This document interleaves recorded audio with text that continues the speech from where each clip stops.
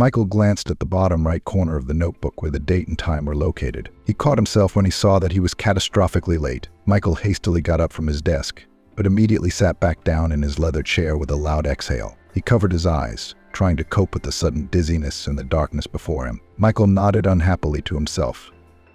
Lately, he had been catching himself more and more often with his well-being problems. The young man was bothered by a fatigue that was building up and building up. He began to be tormented by attacks of shortness of breath, appearing even after a small, it would seem, load. For example, if earlier he easily ran to the 5th floor of the office, ignoring the elevator, now such a march up the stairs was given to him much worse. His condition began to notice acquaintances, colleagues, and of course relatives. Michael walked frighteningly pale, tired, not himself, like a ghost, except that the chains did not rattle. However, to the doctor he was not in a hurry, because he diagnosed himself workaholism. Yes, the man worked hard. He could skip meals without feeling hungry because of the business and continuous work process. He practically never took a day off. Michael also slept very little. He knew perfectly well that 8 hours is the recommended norm of healthy sleep. However, he was inspired by the stories of successful people of the past who slept much less, but were able to achieve greatness. For example, the Roman politician and military leader Gaius Julius Caesar, who founded the great Roman Empire, slept only 3 hours a night. Would he have achieved this result if he had slept 8 hours? Michael thought.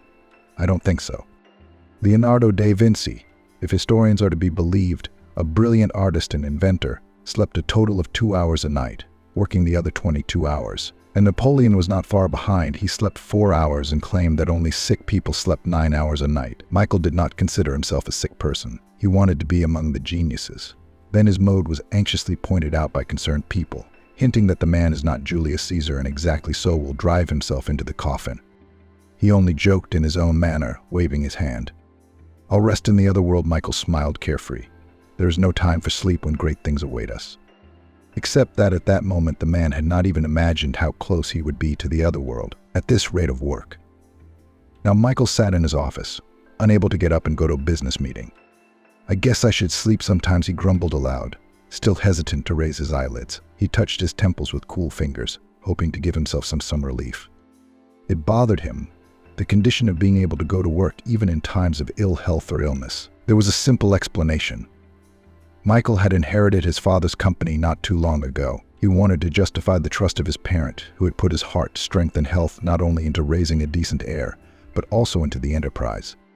His dad, Scott, was the founder and owner of Farm and Garment Company, which owned a number of popular clothing brands. But that's now a thriving business. Before, their family had nothing. The family's success story could be a role model and an inspiration for business endeavors for today's entrepreneurs. Scott came from a simple family. His father worked as a mechanic and his mother was a cook in the school cafeteria. When Scott was 10 years old, the family experienced grief. They lost his father. The man's heart couldn't take it, so began a new, difficult period of their lives. Money was scarce. The boy could not watch his mother labor alone. He was brought up to be a man who should be a support. So he started working part-time at the age of 12. He delivered newspapers to mailboxes, offered to wash cars, carried boxes of vegetables in stalls. In general, did not bend any work. When Scott went to the 8th grade, he was lucky enough to get a job in a clothing store, where clothes were sewn for rich customers. Basically, the teenager was engaged in what ran messenger on various errands. However, the work attracted him. After 2 years, he decided to try himself as an apprentice to a fashion designer. He avidly absorbed the experience of craftsmanship, as well as observed the structure of the business from the inside. It was during that period that the idea of a future business was born in the soul of a young boy. However, the main motivation in his career was love. Scott met Jessica when he turned 18 years old. It was Jessica who became the person who supported all his ideas in word and deed. They got married at the age of 20. It was only a year after the wedding when they decided to open their own knitting factory. Admittedly, the business was family-owned, very small. At first, Scott and his mom and his wife sewed their own custom-made clothes and linens in their own living room. It was difficult and inconvenient, but the result was worth it. The next push on the road to success was a bump in the road. Their partner turned out to be dishonest, and at the last moment refused to buy out a large batch of already sewn clothes. Then the couple, having consulted, decided to sell the goods themselves. To this end, they opened their first small store. To their amazement, the goods in the store were sold out as quickly as fresh hotcakes at the local market. Later, one store became a chain, and then the brand grew into a corporation. Knowing the history of the brand, Scott's son Michael, at the helm, simply could not let this ship with branded clothes wreck. Michael realized from childhood that he would be the heir to the company, but that was not his burden. He loved the brainchild of his parents with all his soul. As a high school student, Michael helped his father keep up with the times by taking the brand online. Later, they took the brand to the overseas market. Unfortunately, the market was now flooded with new clothing brands that appeared like mushrooms after rain. There were a lot of competitors and no time to rest, so Michael worked hard to improve the company. For example, he now wanted to offer customers clothes made of eco-friendly materials in a natural style. For this, he planned to use organic cotton. He believed that the eco-friendly trend would help the firm reach greater heights. Only Michael did not know that instead of a business meeting, he would end up in a doctor's office. Michael didn't immediately open his eyes, feeling as if his eyelids were filled with lead. The dull ache in his head was growing, and something was stirring in his chest. The man opened the top drawer of his desk, where a cardboard packet of painkillers lay. When he pulled it out, however, he found it glistening, already emptied. "That's great. That's just great," Michael grumbled, tossing the packet into the paper garbage can. Having no better alternative, he picked up the half-empty water bottle and took a couple of sips. Relief didn't come, but there was no choice. Time was running out, making the punctual businessman even more nervous. Gathering his strength, the man got up from his chair. Picking up the necessary papers, Michael headed for the exit from the office. But he didn't have time to touch the door handle. The world in front of him was spinning, and rapidly plunging his consciousness into chaos. Michael did not even realize what was happening to him, as he collapsed to the floor unconscious. When he lifted his eyelids, a bright light hit his eyes, and the unpleasant odor of alcohol and sterility immediately entered his nostrils. His left arm ached, and the back of his head hurt too. The discomfort made Michael groan, drawing the attention of the young woman who sat next to his bed. It was his fiancée, Jessica. "Honey, are awake? God, I was so worried. Wait. I'll get the doctor," the spectacular blonde whirled around. She rushed toward Michael at first, but then darted the other way toward the exit. Michael didn't have the strength to stop her and demand an explanation. Within a couple of minutes, a nurse and a doctor entered the room. "Michael, glad to have you back with us," the doctor smiled. "My name is Frank. How are you feeling?" "Michael is fine," he said, confused. "I feel at sea in my eyebrows, and I don't understand what happened. How did I even end up in a hospital bed?" "Your secretary found you on the floor of your office," Jessica cut in. "Hello." She called an ambulance, then called me. "You passed out." "Must have been sleep deprivation," the man said, embarrassed. Except the doctor shook his head. "Unfortunately, the causes of your condition are much more serious," he informed. "I don't want to jump to conclusions or scare you, but my prognosis is not favorable. I'll be able to tell you more precisely when we've made the necessary examinations." "I don't have time for that," Michael began. Except the doctor interrupted him. "No one has time for doctors," Frank frowned. "Just when do you find it? Sometimes it's too late. I insist on hospitalization and a full examination." Michael looked up at the doctor. He thought of telling him not to make a big deal out of it. Well, he fainted. It's not a big deal. Only when he met the doctor's gaze, Michael felt his seriousness. The doctor was not joking. He was concerned about the patient's condition, his anxiety, albeit a little, but transferred to Michael.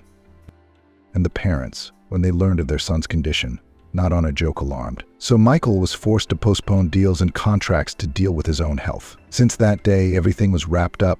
A string of medical offices, examinations, procedures, tests. The cardiologist appointed a lot of studies. As a result, it was found that Michael has the most severe pathology of myocardium. At the same time, the disease was rapidly progressing. After another examination, the doctor came to a verdict. You have cardiomyopathy. It's a dangerous pathology that can be fatal. How did Michael feel when he heard his diagnosis? Nothing. He just didn't believe it. It has to be. There must be some mistake, the man said calmly. The heart disease is fatal. Really? It's not like I'm an old man, some doctor. Michael smiled. He wasn't mad at the doctor. Sure, doctors are human too, they make mistakes. But Michael couldn't be terminally ill. That doesn't make any sense. He's young. He's got his whole life ahead of him. The kid had just inherited his father's company. The new business owner had tons of ideas, energy, and of course, health. He used to. More recently, he'd been hitting the pool and the gym, so he always stayed in shape. Yes, perhaps, could not abuse coffee and had a bad habit smoking. But who doesn't sin these days? Except that the doctor looked at the man with pity. like a drowning man, grasping at straws. "Unfortunately, there is no mistake," he said. "We don't make such diagnoses unless we're absolutely certain, Michael." The doctor explained calmly and firmly. "Okay," Michael nodded hesitantly, "but it's treatable. We live in the 21st century.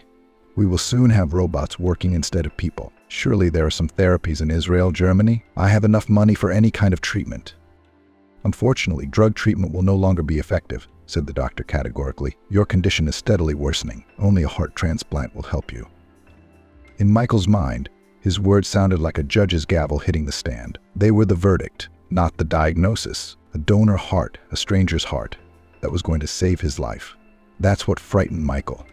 He rubbed his face with the palms of his hands with effort, trying to come to his senses. His head ached again, this time from the heavy thoughts that filled it like bees buzzing in a hive. But how? Why? How could this have happened? Michael was astonished. "I've always led a healthy lifestyle. All right, I admit it. I smoke. I can have a drink. I have fun on the weekends. Nothing criminal. I've been a friend of sports since I was a kid. Never had any restrictions from doctors. Couldn't you see that before? All situations and people are individual. Unfortunately," the doctor explained, "heart diseases are getting younger every year. Therefore, even young, healthy people like you are not immune to such ailments. In your case, the cause may be heredity. Your grandfather died of the same disease at a relatively young age." "But I didn't feel any problems before," Michael said indignantly. "It had only recently started." "Some diseases are called silent killers," the doctor explained patiently. "They don't make themselves known until it's too late. Your disease may have been lurking, but now it's progressing. It could have been triggered by an infection. Your mom said you were sick recently, but you kept working. By the way, your habit of being sick on your feet and working hard has also contributed to your health. You'll have to change your lifestyle, eliminate exercise, stress, and diet."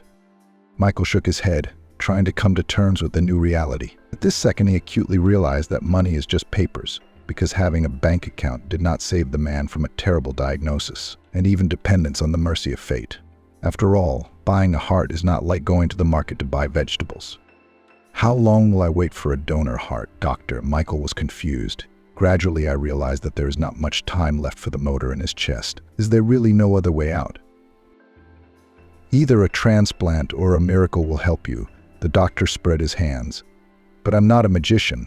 I'm a cardiac surgeon, so I'll help as much as I can." Michael was put on the waiting list, which stretched for many months. It seems like 10 months in a person's life is a drop in the bucket. Not when there's a bomb in your chest, ready to cut your life short at any moment. Every day, Michael lived in hope that today he would receive a phone call saying that they had found a donor organ. After all, he was absolutely not ready to say goodbye to life. Jessica, however, insisted on speeding up the process and simply buying the organ through a transplant clinic. "We have the money, Michael," she said, her plump lips tightening. "Why are you standing in line like you don't have any?" Michael shrugged. Yes, there was money. He had, admittedly, been inquiring about buying an organ himself. It turned out that the modern world was such that everything was bought and sold. Even when it came to a human heart, this issue was regulated by law. There were a lot of pitfalls, but to buy a heart was real. Only Michael couldn't. Something inside him resisted. It told him to wait in line humbly and patiently, to live in hope just as others do. Buy a donor heart. Buy someone's life, he echoed his fiancée's question. It even sounds kind of wild. Blood donor, okay? Bone marrow, okay. But a heart. There's no real volunteers to give a heart, right? Do you need it yourself? I don't understand, Jessica said, looking at Michael confused. Why are you saying this? I'm saying that my hope for survival is a kind of sin. I mean, if I want to survive, I have to hope that someone dies. Someone dies in an accident or a coma or something, leaves me their heart, and then they're gone, leaving their loved ones, their parents, their children. Jessica pressed her beautiful lips together again, looking completely displeased. You won't even recognize the man's name. What do you care? That bothers me, too, Michael said thoughtfully, that I won't know the name of the man who saved my life. And so the days passed. They stretched slowly, like gum stuck to the bottom of a shoe. Mother was the hardest of all. She couldn't contain her emotions. Every time she saw her son, she tried to smile, to be happy. But then she said goodbye to her child, as if for the last time, and began to cry, holding her son to her chest. But everything will be all right, Michael smiled, stroking his mother's trembling shoulders. He truly believed what he was saying. Thursday was extremely rainy. It had been raining all week, turning the streets into a parody of the canals of Venice, except that it wasn't gondolas but cars splashing water all around them. Michael received a call on his phone that divided his life into a before and after. Michael was informed that a suitable organ donor had been found. Happiness swept over the entire family. However, excitement was felt more. Michael himself was not worried. He was sure that everything would go well, and he had nothing to lose. His premonition did not let him down. The operation lasted 8 hours and went without complications. The man woke up with a new heart, and it was working properly in his chest. The organ was absolutely healthy and full of vigor. The days after the surgery were hard. Michael felt as if he had fallen back into childhood, that helpless state that babies are in. He even jokingly called himself Benjamin Button, a character from his favorite movie. Michael was like an adult and a child at the same time. It was like he was learning to live again. Some time after the transplant, Michael was allowed to watch TV and read a little. He was discharged about a month later. Then he was in home rehabilitation for another month. Every day Michael's condition was getting better, and soon the disease and the fear of dying seemed something distant, as if from another life. However, he was really starting a new life, because a new heart was beating in his chest. 3 months had passed since the operation. Michael felt great. The only thing that worried him was the name of his savior. Thinking about it did not give rest, tormented his soul as much as the disease before that tormented his heart. His condition was noticed by his best friend Brian. He paid another visit to his comrade.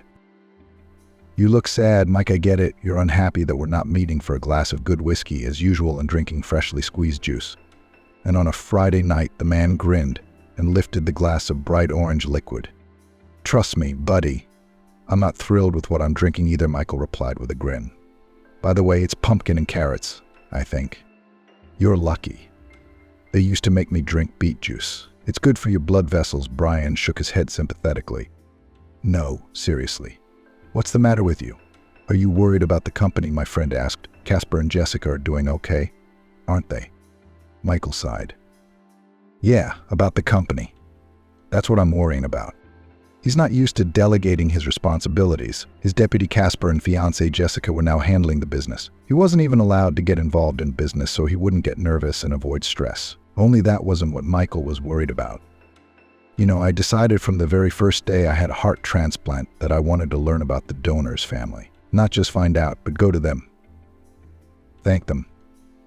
Tell them how grateful I am for the chance their relative gave me. Maybe help financially, I don't know," my friend asked thoughtfully. "Do you think that's a good idea? Not everyone will be happy if a man comes to them and says, 'Bring me to the organ of your husband, brother, son.' There's a reason they keep everything secret," Brian objected. "You're right." I guess Michael nodded, looking at his own glass of juice, which he hadn't touched yet.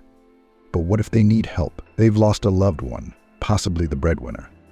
"Okay, but how do you know the name of the donor?" "As far as I know, doctors aren't authorized to release that information. It's confidential. It's against the law. I heard somewhere that it's possible to get the donor's name. A year." "You're right again. But I want to at least try to find them right now, especially since you can find out anything you want for money. You know, I feel like I have to find them. Do I have to?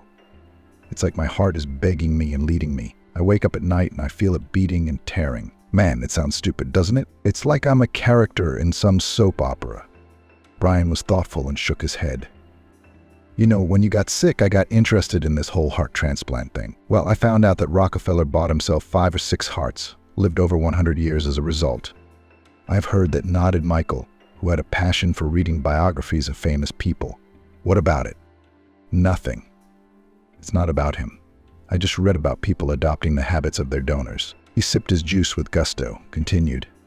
"Suddenly, for example, one woman who before the operation did not drink alcohol and did not like fast food. After the transplant, she wanted a can of beer and chicken and loved the donor's musical tastes. At first, she liked classical music, and then she liked rap music. Turns out the donor was a college boyfriend who had crashed his motorcycle. He liked beer, listened to rap, and loved fried chicken and batter. There are many, many cases like this. One worker who got a violinist's heart loved classical music, and the guy who got a drowning man's heart transplant was terrified of bodies of water. And you're saying that my new heart also requires meeting the donor's loved ones?" His friend Brian understood correctly, smiling. "But it's not much what your heart wants. There was a case where a man married the donor's widow because his heart loved her." Michael woke up laughing. You know, I used to remind myself of a character in a melodrama or a Brazilian soap opera. But you beat me to it. He poked his friend in the shoulder with his fist. Don't tell me that my heart loves someone else. She's a rival. She'll find me before I do and eliminate me. Oh, you Brian waved his hand angrily, then took a generous sip of juice and grimaced at the taste. I'm trying to be supportive. By the way, though Michael chuckled, he listened to his friend's theory. He didn't give up on his idea. Finding the information he needed about the donor wasn't that hard, but it didn't come cheap. After all, Michael had the donor's name. His name was Patrick. When Michael received the letter with the information, his heart jumped in his chest, beating faster. It turned out that his savior was a young man the same age as Michael. He'd been in a car accident on one of those rainy days when the roads were slippery. His heart was a perfect match for Michael, so perfect that even the doctors were shocked. The man's voice trembled with overwhelming emotion. I'm sorry, Patrick, that you died, but thank you anyway, Michael said aloud then. I promise I'll live my life for two. Unfortunately, finding a name was not enough. Finding the donor's relatives turned out to be a whole quest. Michael had to hire a private investigator to find out that the boy was from an orphanage. He had no parents or other relatives. The apartment was state-owned.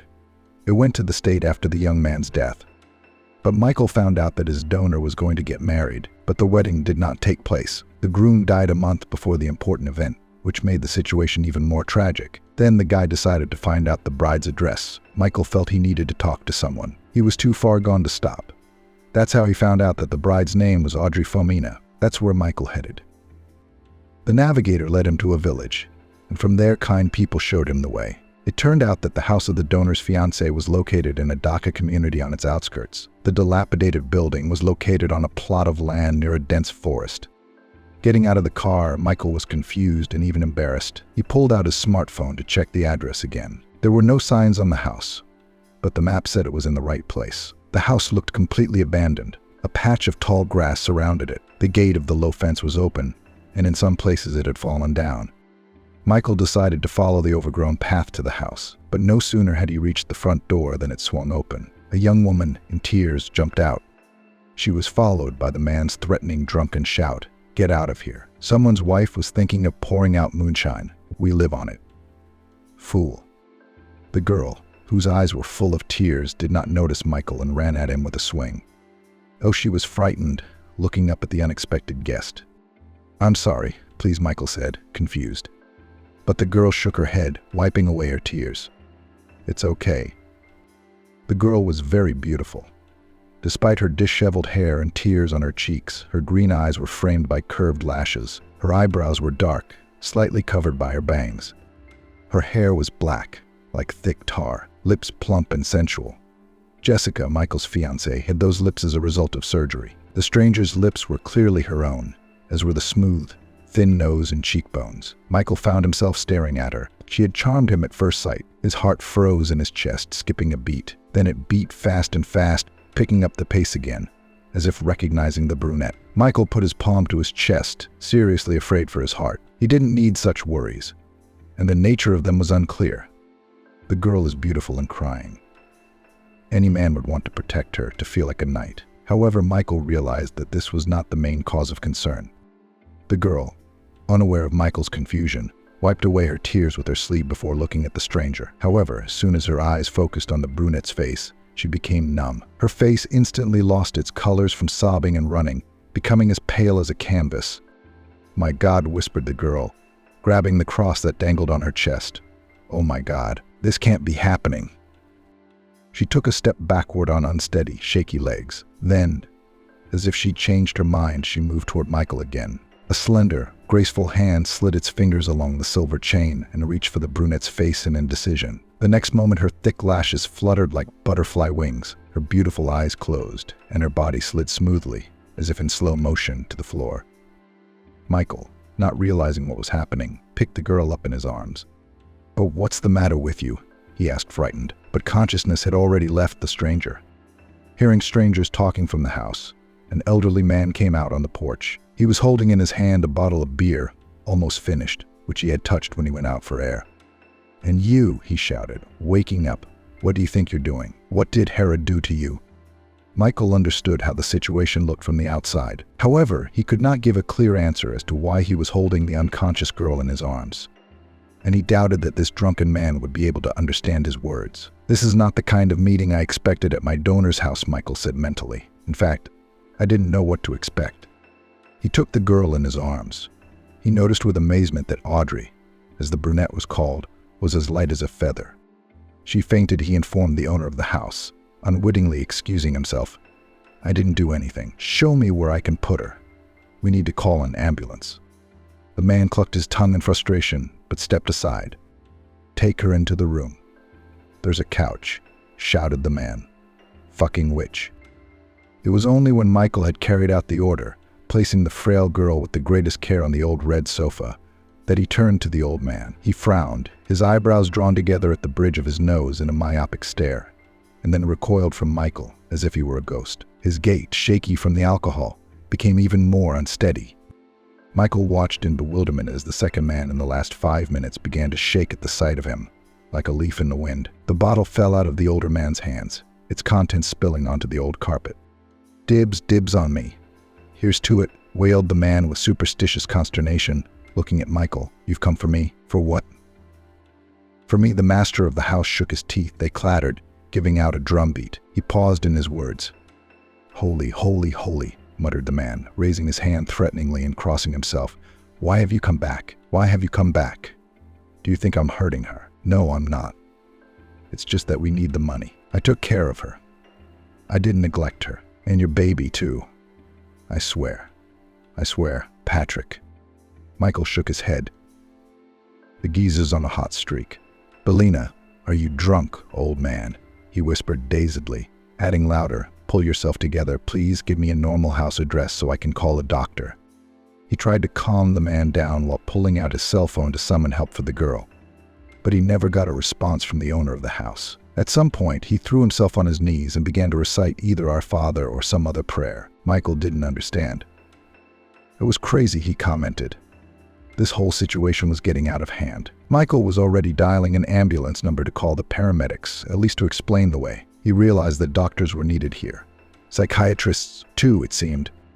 But no sooner had he pressed the call button than the springs on the couch creaked.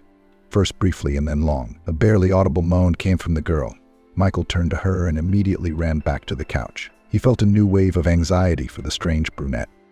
"Are you okay?" he asked, realizing that she had come to her senses. The girl blinked rapidly, as if getting used to the artificial light of the room. Then she focused her gaze on the face of Michael looming over her. Her lips trembled finely. She slowly raised a graceful hand and held it out to Michael's face. He watched mesmerized as the stranger's fingers touched his cheek. At first, she barely touched the man's skin with her fingertips and pulled her hand away as if she'd been burned. Her gaze became intense. There was a crease between her eyebrows and eyeline. The brunette only repeated the attempt to touch. This time she was bolder. Her hand rested on Michael's cheek, sliding over it with the utmost tenderness. She stroked his cheek with her thumb, and the touch was so pleasant that Michael could hardly keep from covering his eyes and moving toward her palm, like a cat nuzzling its owner. He stirred, pulling himself together. Madness must be contagious. I got some kind of airborne disease from these strange people, Michael said mentally. I can't believe it, the girl whispered. Tears came to her eyes again. They glistened like 2 gems, but she blinked and they fell from her lashes. The girl's tears slid down to her chin, leaving wet traces on her delicate skin. Michael gently touched her palm, moving it away from her face. However, when he tried to take his hand away from the stranger's fingers, the stranger prevented him from doing so. She clung to it, squeezing his hand with insistent softness. You have me confused with someone else, Michael said quietly, worried about the girl and her condition. Let me get you a doctor. All right, you'll get help. The girl frowned, drawing her straight eyebrows together. She shook her head stubbornly. She stared into the face of the man frozen in front of her. No, but how is that possible? Whispered the brunette, barely audible. You look too much like you. Like Patrick, the same face. Hearing the familiar name, Michael nodded. Yes, Patrick. I came here because of him. Patrick Akamov, he said. Say your name is Audrey Fulmina, right? The girl's hand twitched. She jumped up sharply on the couch, assuming a sitting position. Yes, she nodded hesitantly.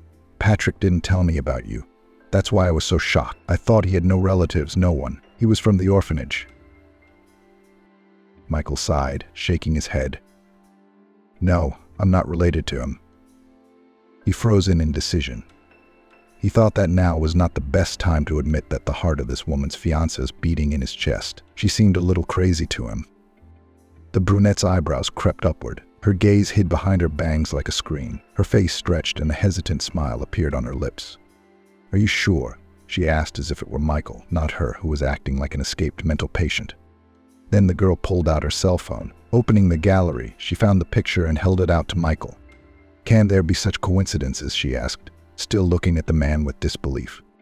Michael picked up the other man's smartphone and peered into the screen. He was stunned to see a picture of himself. It was his face, but there was someone else in the picture. That someone was hugging Audrey around the waist and smiling broadly. Her dark hair was disheveled.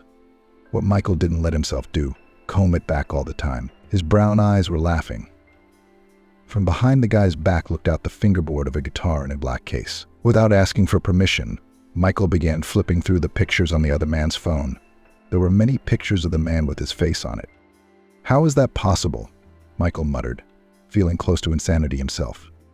He pulled the collar of his shirt away from his throat, trying to swallow the lump. Sweat broke out on his forehead and temples. "I thought you were Patrick," the girl admitted quietly, keeping her eyes on him. She pulled her knees up to her and wrapped her arms around them.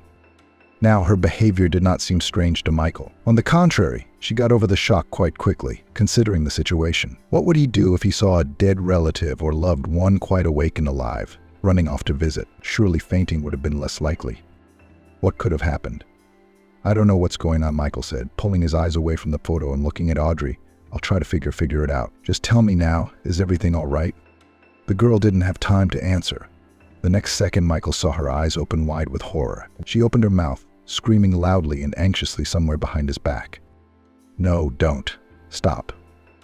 Michael wanted to turn around to see what was the danger, what had frightened Audrey so much, but he didn't have time.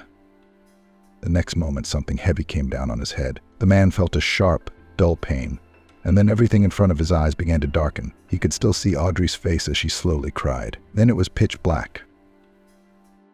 When Michael opened his eyes, he groaned, not from pain or discomfort, but from frustration.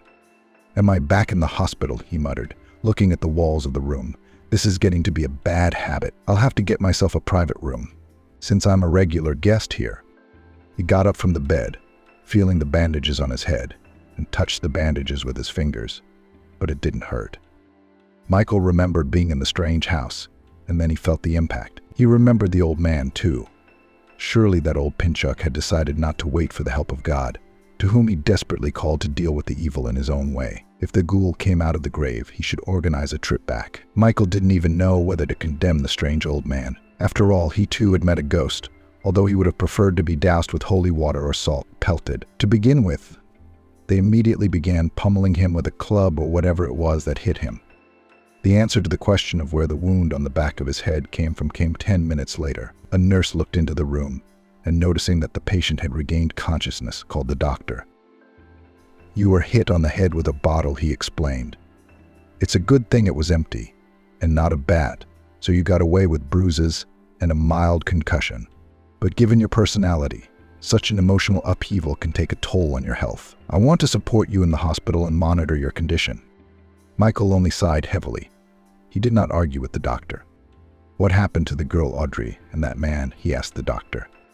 "The girl called an ambulance. They sent the man to the station. I don't know what happened next," the doctor replied. "They are probably waiting for you to testify." The police did come to the room, demanding from Michael an explanation. However, the guy did not press charges against the drunken old man. He decided that he would first deal with everything that had happened himself. The next few days, Michael was lost in conjecture, trying to understand why his donor looked like a twin brother or a clone. It wasn't until he got out of the hospital that he was able to unravel the mystery. Michael arrived at his parents' house as he didn't want to ask such strange questions over the phone. Upon hearing his story, they looked at each other. Michael's mom looked at her son with fright, reached out her hands and squeezed his fingers. "We have something important to tell you," the woman began. "I had hoped we would never bring it up again. But fate had decided otherwise."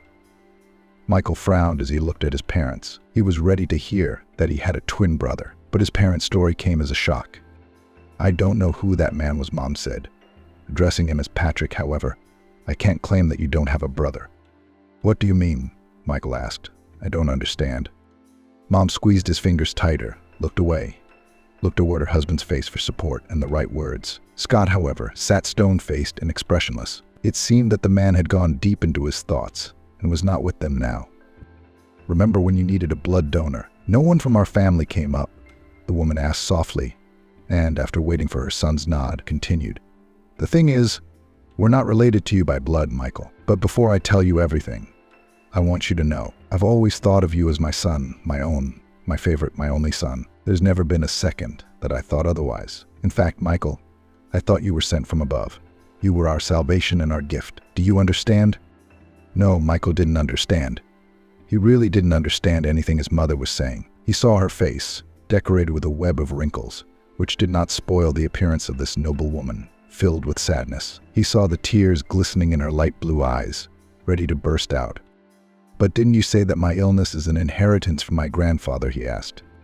"The doctor said it could be one of the causes, but that's just a coincidence, sweetheart," his mother explained gently. "Go on, please." "Okay," he asked, feeling his throat tighten with excitement. He was thirsty, but he dared not take his palm from his mother's hand. "When your father and I met, we were young. I got pregnant almost as soon as we met. Of course, keeping the baby was out of the question. We had nothing. We ate empty pasta, we didn't even have butter. Though we took care of his mom, she was very ill at times. We lived in an old apartment, worked in it. All we had was a dream in youth." Scott was taking the first steps towards the success he so desired. However, when I admitted that I was expecting a child, he decided not to chase a phantom dream, but to stay. He said he'd get married, take care of me and the baby. I mentioned that he would get a regular job with a stable schedule. Started looking for a place. Only I could see how longingly he looked at the things we were going to create. That's when I decided I wasn't ready to do that to the man I loved, and our destiny not ready to take away what Scott breathed, and not ready to stop, barely a mother. "Did you get rid of the baby?" Michael asked bluntly, seeing that his mother was having trouble finishing the story out loud. He figured out that he himself had been born when his parents were in their 30s, so he couldn't have been that child, but neither could Patrick, so there were still questions. His mother nodded, corrected a strand of gray hair poking out from behind her ear, and lowered her palm to her son's fingers again. This decision, however, was fatal. There was no money for abortion in good clinics. I won't mention the details, I was barely saved at that time. Since then, the health problems began, admitted his mother, looking at the floor. When we got married, then we were successful and seemed to have forgotten about that incident. We started thinking about the baby again. Now we could give our baby boy everything. He would be long awaited and live a life of wealth and love. I reassured myself, saying that I had done everything right. But after that incident, I couldn't get pregnant for a long time. When we were completely desperate, I finally saw the cherished 2 stripes on the test. The woman smiled sadly, wistfully. She looked toward the kitchen sink, except that she saw no faucet, no sponge, no cup of morning coffee in front of her.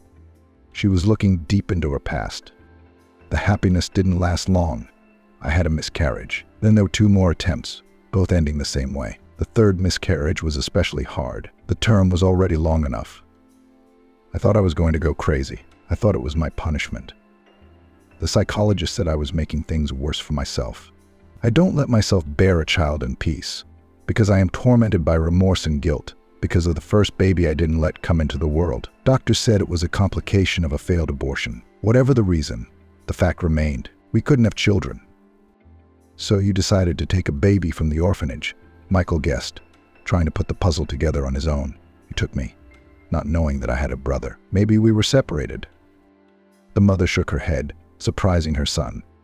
"We didn't adopt you from the orphanage, Michael. I told you that I truly believed you were sent to me from above as an attempt at redemption. At one point, I even believed you were my unborn son. It was silly and ridiculous.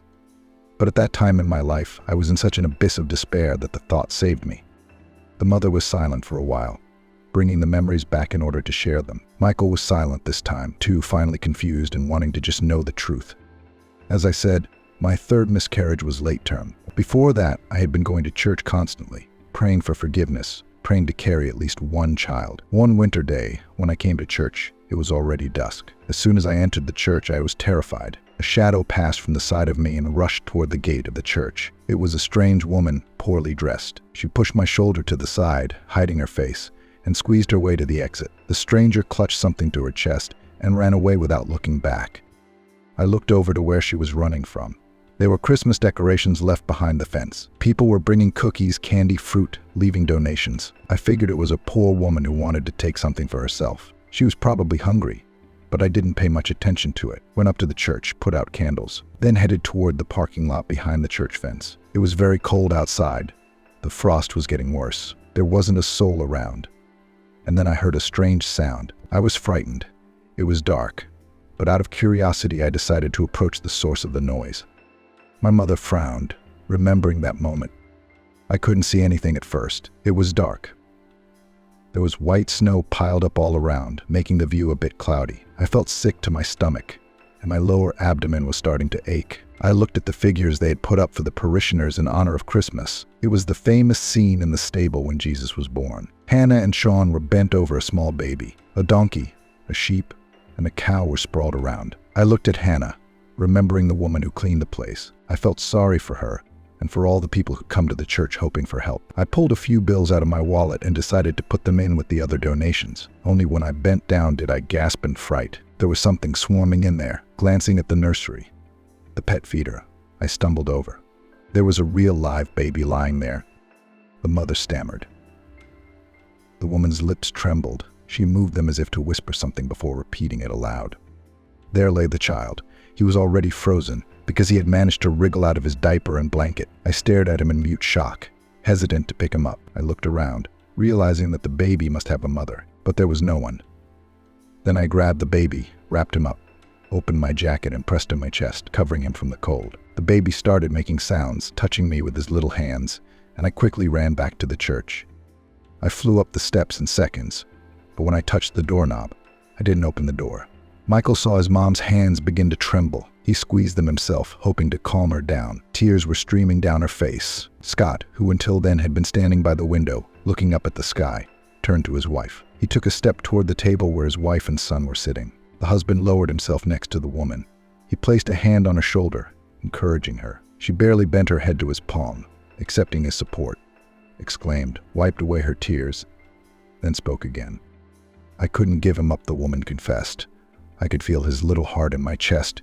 Your heart, Michael, your heart, beating like a little hummingbird. So quickly, so desperately, the thought struck me of how cruel it was to leave you here in the cold. For if I hadn't come by morning, you would have frozen to death. Then I remembered that I had been so cruel to my own child. And then your fist grasped a strand of my hair, and you smacked your lips and whimpered. You were hungry, cold, tired. My hand shook, but I held you tighter to me. As if to prove her words, his mother squeezed Michael's fingers hard. He listened to her in shock, recognizing his past. I turned around and ran like a thief to the car, looking around, afraid of being called or caught. When I arrived with you in my arms, Scott was in shock. He said we should call the police. He thought the baby had been stolen. But I had already fallen in love with you. That night I had a miscarriage. Only this time we didn't tell anyone. We buried the baby and left you in its place. Everyone I knew was convinced I'd finally given birth. The doctor said I had a home birth. It was becoming more and more popular at the time. I made up stories about giving birth in the bathtub, about being at one with nature, that it was this comfortable environment that helped me give birth for the third time. Did you stay with us, son? Michael exhaled heavily. This tragic story was seeping into his consciousness. Gradually it was digested by him, forced him to accept new facts, which his mind could hardly perceive. It's not easy to spend your whole life thinking that your parents are related, and then find out such shocking details. However, that turned out not to be all. The mother continued. Who are your real parents? I don't know. There were no other children there. However, Scott kept watching the news, dreading to see a story about a lost boy. Then he came across a similar case. A baby boy had been abandoned in the same neighborhood the same night. He was found by a man taking out the garbage. The baby's mother was never found. The baby was given to an orphanage. We thought it was a strange coincidence, but maybe I scared that woman away and she didn't have time to leave the other baby at the church. Maybe it was your blood brother who became your donor. Is that really possible? The mother looked at her son in confusion, then at her husband, and then shifted her gaze back to Michael. No one present had an answer to this question. However, Michael was determined that he would definitely find it. Sometime later, Michael again hired a private investigator, the same one who had helped him find Audrey's brother's fiancée. A week later, Aiden, a private investigator, arrived with news. Patrick went into an orphanage right after he was born. He said, I haven't gotten all the details yet, but I can tell you something. He looked for the papers in the folder, and with a nod continued. He was found by the garbage cans. The case made the news in January. The child was sent to the hospital, and from there to an orphanage. At first, everyone felt sorry for the baby, so foster parents were found almost immediately. Rich businessmen who needed to save their marriage and reputation. The man was seen in suspicious scams, so the couple wanted to whitewash themselves. The detective showed Michael pictures of the brother's adoptive parents. What went wrong? Michael marveled. And Audrey said that Patrick was in an orphanage, that he had no relatives. The detective nodded. This is the second part of the story, he said, pulling out more pictures, this time with young Patrick. When the buzz around the baby died down, our rich people realized that the baby wasn't that wanted. They got their PR, as eyewitnesses say. The couple was in constant conflict. At first, they hoped that the baby would make up with them, help to return not only the public's favor, but also love. However, it did not work out. The child constantly cried, was sick a lot. In general, behaved like a normal baby, which they were not ready for. Instead of the happiness of motherhood and fatherhood, they got a headache. In the end, the spouses divorced with a scandal. Neither of them wanted to take responsibility for someone else's child. Both went abroad to different countries, leaving the child in an orphanage. The foster parents gave up their son when he turned 4, the detective continued. In case you're wondering, they both went bankrupt. What happened to the grieving mom? I don't know, I can find out. But the deadbeat dad ended up going to prison for an economic crime. I don't need to find out what good that would do now, Michael said sadly, looking at the pictures of his brother. You can't bring my brother back, and you can't change his fate. We were both thrown away like garbage, except that he was betrayed twice. He lived in an orphanage when I was with kind, loving parents. Not only did I get a family, I got his heart. Somehow that doesn't seem fair at all. The detective cast an inquisitive glance at his client. Usually he remained professional to the last, but now he couldn't help but be struck by the story of the 2 unmasked twins. I'm sorry, the detective said. Michael nodded hesitantly, still staring at the photographs. They evoked a strange feeling in his soul. It was as if he were looking at himself. There was a copy of himself in the pictures, except that there were no such moments in his past. Here he sits with a guitar and smiles at the photographer, a fluffy red cat at his feet. Here he is hugging his girlfriend. Later, Michael sat in a bar with his friend Jack. Jack was downing a Scotch whiskey. Michael took a swig of plain water. Michael wanted to drink something strong today, but he didn't dare to do that to his health, especially after his brother had given him a part of himself. I didn't even know I had a brother, exhaled the man, still in shock. And now it's too late. Jack glanced at his companion, shook his head. He tapped his friend on the shoulder. Leave it alone, Michael. What's the use? There's no reason to feel sorry for yourself, he said softly. You couldn't have done anything because you didn't know. It wasn't your fault. You were just luckier that night. And if you want to thank your brother in any way, you must realize that you have more responsibility now. You have to be happy for both of us. Michael, you know what? Let's split it in half. With those words, Brian poured whiskey out of his glass. Emptying his buddy's glass, the amber liquid filled it just a little, covering the bottom. Michael looked at it detachedly, picked up his friend's glass, tipped the drink into himself, letting it burn his gut. Warmth spread inside, warming his chest. Suddenly, a plate of cheese was nearby. He grabbed a piece of cheese, popping it into his mouth.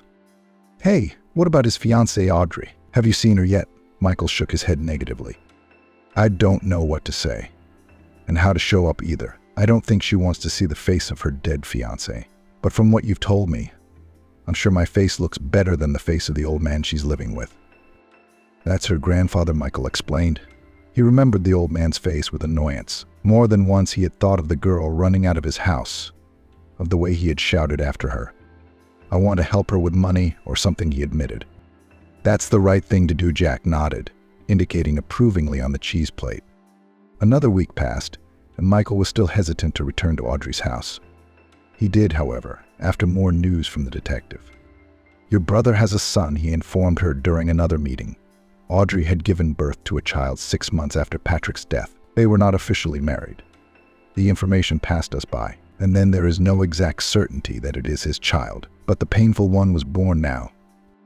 The very next day, Michael came again to the cottage village. He knocked on the door, and Audrey opened it. She turned pale again, seeing the face of the dead fiancé. It was obvious how she was blushing and trying to come to her senses. It's you again, Michael, she nodded. May I come in? I have some news. The girl led him into the house and sat him at the table, offered him tea and cookies. Michael thanked her, but did not touch the food. He told her the story of the lost and exposed twins, about how Patrick's heart had turned out to be the perfect donor organ. Even the doctors were amazed. No one knew it was his brother's. "Tell me, Audrey, do you have a child?" "Is it Patrick's baby?" Michael asked softly. "Yes, we wanted to get married. We were saving up money for the wedding. I didn't want a big celebration, but he told me it had to be special. He said I deserved the best." Audrey smiled sadly. "But my pregnancy forced us to hurry. We applied for the registry office as soon as I found out I was expecting a child. I was so nervous at the time. I kept dreaming of a princess dress, but now I thought it wouldn't fit my belly. Patrick reassured me, said it wouldn't show when I was a baby. And then he died." "Yes, then he died," Audrey nodded. "It made me feel so bad. Nervous breakdowns, exhaustion. The doctors fought so hard to get me to pull myself together, but I couldn't. I got depressed. Felt like I was in quicksand. It was dragging me down. I gave birth to Wyatt, our son, prematurely because of me. The baby has a lot of health problems. My son is in the hospital now," Audrey said. "I have to be with him, but bills have to be paid, so I'm working. I was hoping to sell Patrick's apartment and pay for my son's treatment, except I'm nobody on his paperwork, so they kicked me out. Now I live here with my grandfather. I don't think he's as bad as you think he is. He just drinks a lot, makes moonshine for himself and the neighbors to sell." The girl averted her eyes, hiding her true feelings in them. His heart clenched in Michael's chest. He sincerely empathized with Audrey's grief. "You don't worry about your son," he said firmly. "I'm taking care of him, and the brothers could not. But my nephew can. You don't owe us anything." "Oh, my brother." I do. The woman shook her head and looked away. "There's not enough money to pay that debt," Michael said flatly. And he kept his promise. And he took custody of Audrey and her baby. Little Wyatt was placed in an excellent private clinic, and he recovered quickly. After another month, Michael found Audrey a good place to live. A 2-bedroom apartment in the center with a spacious kitchen and a beautiful children's room. When Audrey first entered the apartment and saw the blue and white wallpaper with painted lighthouses, between which swam charming whales, she could not hold back tears. The young woman turned to Michael, hugged him tightly, and said, "Thank you, I am so grateful to you." Michael smiled, holding the petite brunette tightly to him. They had grown very close over the past few months. They had long since switched to you. Michael could feel Audrey taking up more and more space in his heart, except that his own feelings made him uneasy. Sometimes he thought about Valentina's words and wondered if they were his emotions or left over from the previous owner of his heart. Whatever the answer was, Michael hesitated to look for it. He couldn't do that to Jessica. She had dreamed of marrying him, talking more and more often about the registry office. Now she was pulling her own company, while the groom was in rehab. Michael was very grateful to Jessica, although he realized that there was very little love in his feelings at all. He appreciated her, but more and more as a friend. While in Audrey he found a kindred spirit. The young girl was interesting, well-read. They could walk for hours, discussing books, news, movies, talking about plans for the future. Audrey listened with interest about the man's company, even offered some good ideas. They both loved old black and white movies and world history. They argued passionately on various topics, discussing famous people. Audrey always said what she thought without trying to be liked. He appreciated her for her sincerity. When Michael learned that Audrey had a college degree, but worked in a fish cannery, he offered her the best secretary position in his company. "My secretary has to go on maternity leave in a month and a half," he said. "You can take her place, but you'd better come out now, so she can teach you everything. And then, when we've thought about what department to put you in, what do you think?" "And I think I'll take any job that doesn't smell like sprats." Audrey laughed then. Her laughter rang out like a silver bell, echoing in Michael's chest. And so they decided.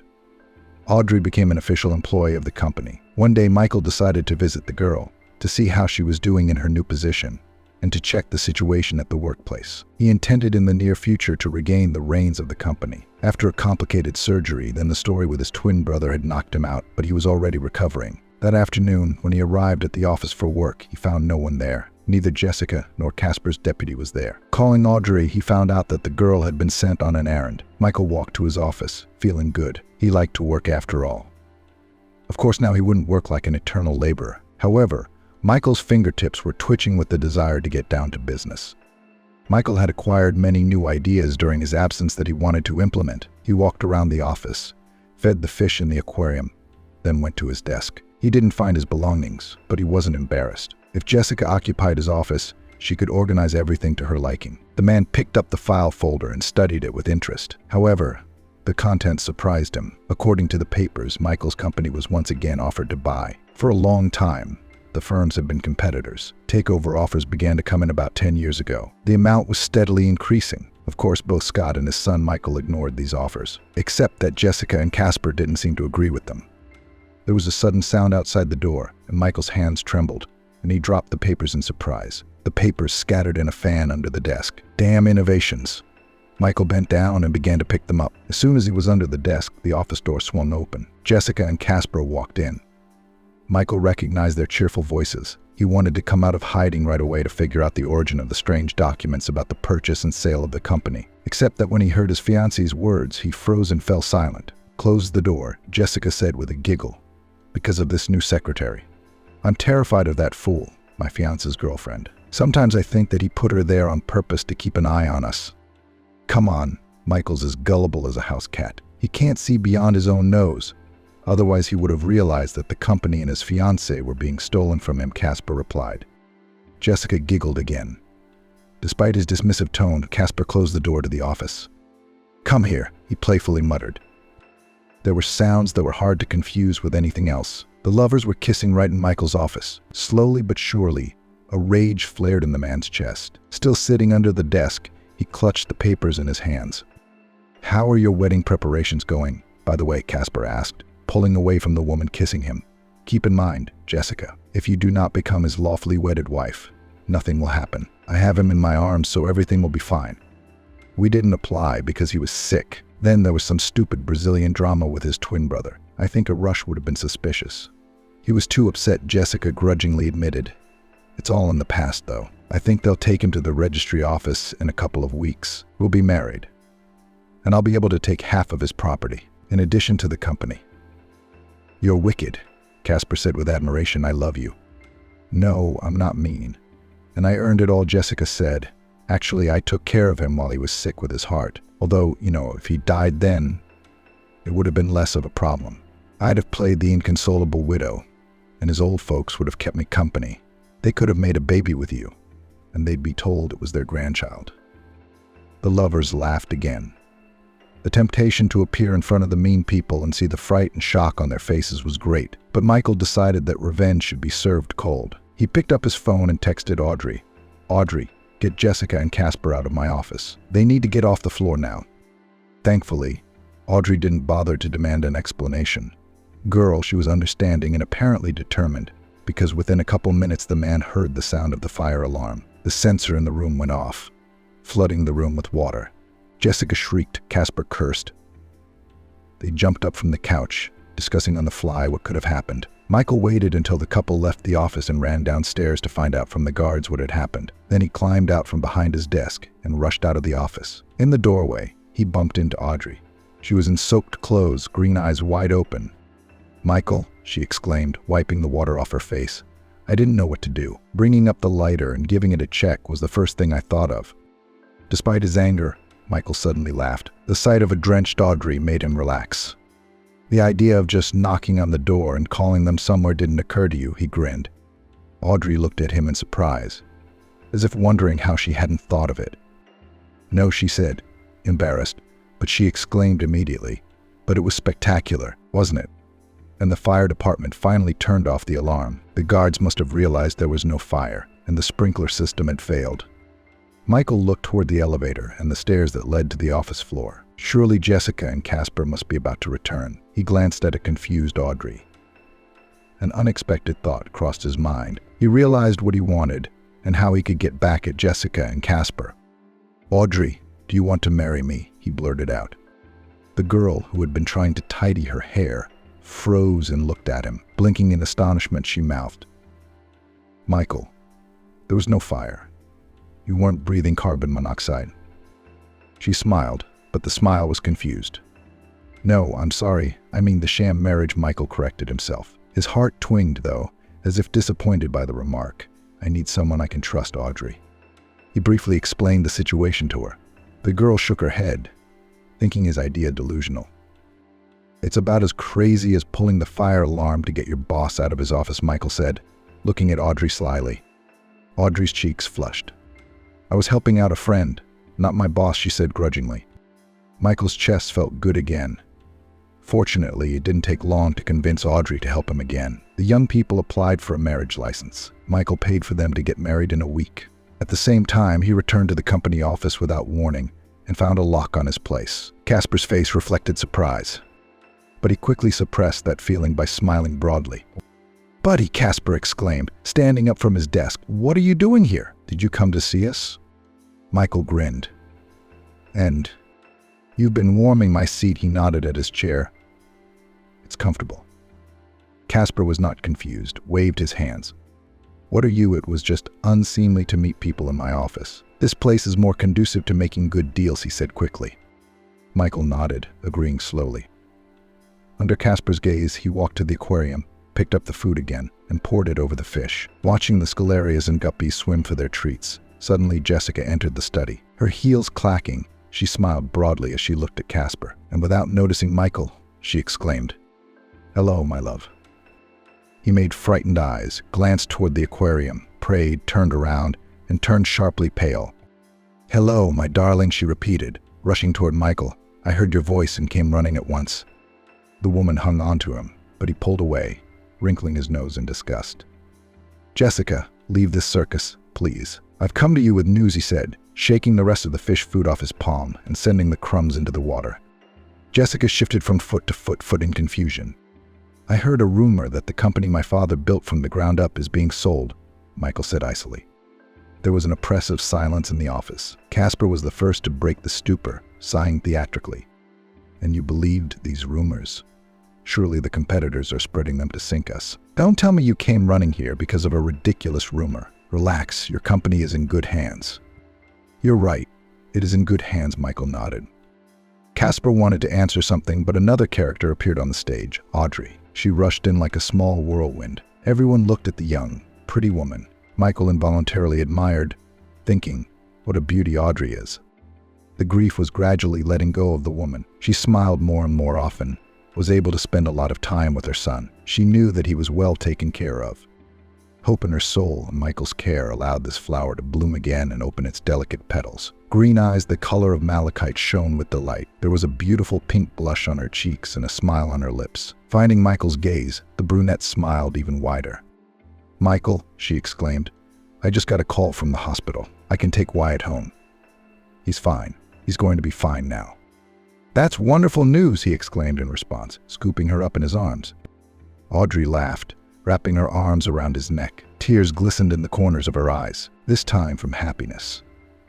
Not everyone, however, shared the couple's jubilation. Laura blushed, and then covered with white spots. "What is this?" "Get away, we're talking here," she shouted unpleasantly, turning to Audrey. "What do you think you're doing? Why are you hanging on to someone else's fiancé?" "Michael, that's not normal." "You shouldn't talk to her like that," Michael advised, taking his time to let Audrey go. His hand was holding her waist, which didn't escape Jessica's gaze. "Why is that?" "Because you took pity on her and took her in like a puppy." "A puppy," Jessica snickered. "Only she's still a secretary, the lowest link in the chain of this company. I'm sick of your philanthropy. I'm sick of your charity work." Michael couldn't contain his smile, which infuriated Jessica even more. His next words shocked both lovers. "You're talking to my legal spouse, Jessica, Audrey Michael," he informed her. The big news had the effect of a bomb going off. Jessica retreated 2 steps and almost stumbled on her heels. "What the hell are you talking about?" she exhaled convulsively. "It's not nonsense. We got married. Audrey owns the company as much as I do. What about you?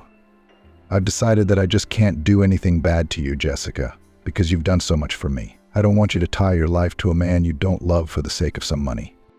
He curled his lips and shook his head. "What are you talking about, Jessica?" he asked, clenching his fists. "You're in love with Casper."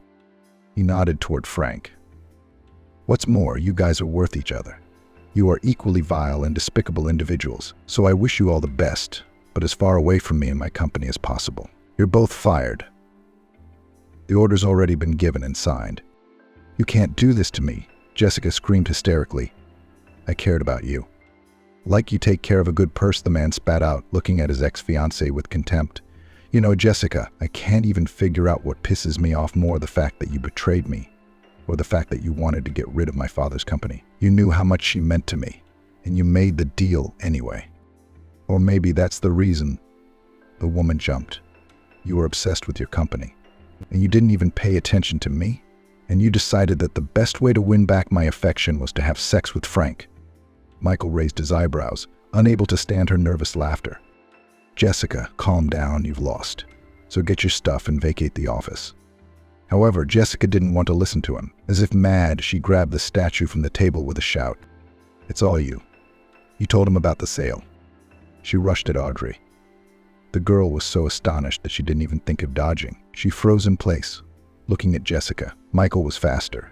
He covered his spouse, so the statue hit his shoulder. Grabbing Jessica and snatching the statue out of her hands, Michael pushed the blonde away, breathing heavily with indignation. Jessica, if you don't leave, I'll call the police myself, he promised. Frank, this concerns you too. The lovers were forced to leave the office, slamming the door behind them. Michael gave them a grim look and turned to Audrey. Looking into her face, he asked her thoughtfully, Are you all right? Are you scared? Blinking, the girl shrugged her thin shoulders. To be honest, I didn't have time to be scared for you, she admitted. I didn't realize what she was holding. I thought that if you got hit on the head again, you'd get away with a concussion.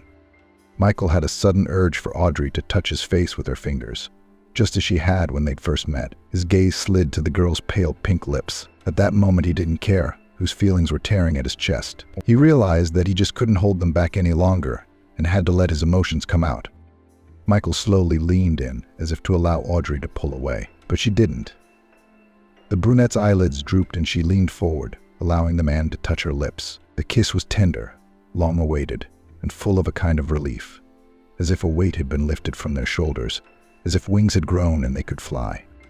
That's strange, he laughed. We're already married, and I kissed you for the first time. Audrey smiled too. Embarrassed by this turn, she hid her face against his chest, letting herself be pressed against him. She could hear her heart beating fast and happily in her husband's chest.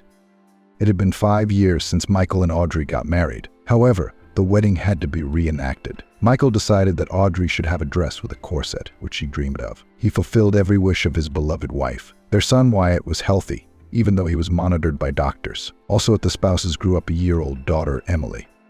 Michael, as promised, lived for two, for himself and for his brother. Over time, he began to notice what Jack was talking about. The man's tastes and habits were indeed changing. Sometimes he remembered something he couldn't have known. He began to like detectives, though he had previously read only nonfiction, memoirs and biographies. His brother, as it turned out, had a whole collection of books by Agatha Christie, Arthur Conan Doyle, and James Hadley Chase. One evening, Michael realized that he wanted to run his fingers over the strings of the guitar, although he could not play.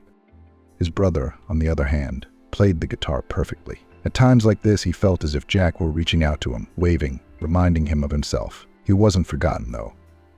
The doctors, who said that Michael would live with a new heart for 12 to 15 years, were no longer so sure. This organ was so suitable that the prognosis became surprisingly optimistic, even fantastic. It was simply a miracle. Of course, Michael had always felt that life had been unfair to his sibling, except that he couldn't fix it. But he could make a better life for his favorite woman and his child, and Michael also hoped that part of his brother's soul remained in his chest, which meant he was still alive, and let him look at the world through the eyes of his twin brother and breathe with his lungs. But he loves with his heart. The old man took in a refugee orphan, and when she went up to the study where he wouldn't let her in, when Mrs. Zendia, the neighbor, asked if Maggie could sleep alone that night, it was necessary to confess honestly that she could not. It was frightening to look at her grandmother's empty bed, and impossible not to. The silence was ringing. The surrounding silence was cutting to the ears. Who came up with this omen of stopping the clock in a house when a person dies in it? Grandmother loved her antique clock very much. Its quiet rustle, its soft sound. When Grandma brought little Maggie here, that clock had been here for a long time. Maggie had cried. The first night, Grandma sat on her bed and began to quietly comfort her. You see, you and I are going to live well together, like girlfriends. I've chosen the coziest corner for your bed. Doesn't the clock bother you? Do you hear it? Maggie, Maggie, Maggie. Maggie quietly nudged the pendulum and cried silently. It couldn't be that Grandma was gone. When she had been told as a 6-year-old that Mommy and Daddy were dead, she hadn't believed it for a very long time. Somewhere they must be now, which means that someday they will come. That's why she flatly refused to leave their common home. She doesn't even remember why she agreed. I guess her grandmother managed to persuade her. Some miraculous way she knew how. At first, Maggie was terribly afraid that she would be taken away by some of the strangers who had appeared in the house after Mom and Dad disappeared. There wasn't a single evil person among them. It was just that they were all complete strangers. She was afraid to even cry in front of them, let alone answer questions. When they asked her something, she didn't just keep silent, but turned away just in case. That way they would get away from her faster, stop noticing her. One day some aunt pestered her. She said she had to go to daycare tomorrow. Maggie turned away and stared at the front door, pretending not to hear anything. Instead of Maggie, the aunt answered with some meaningless nonsense. Her neighbor Mrs.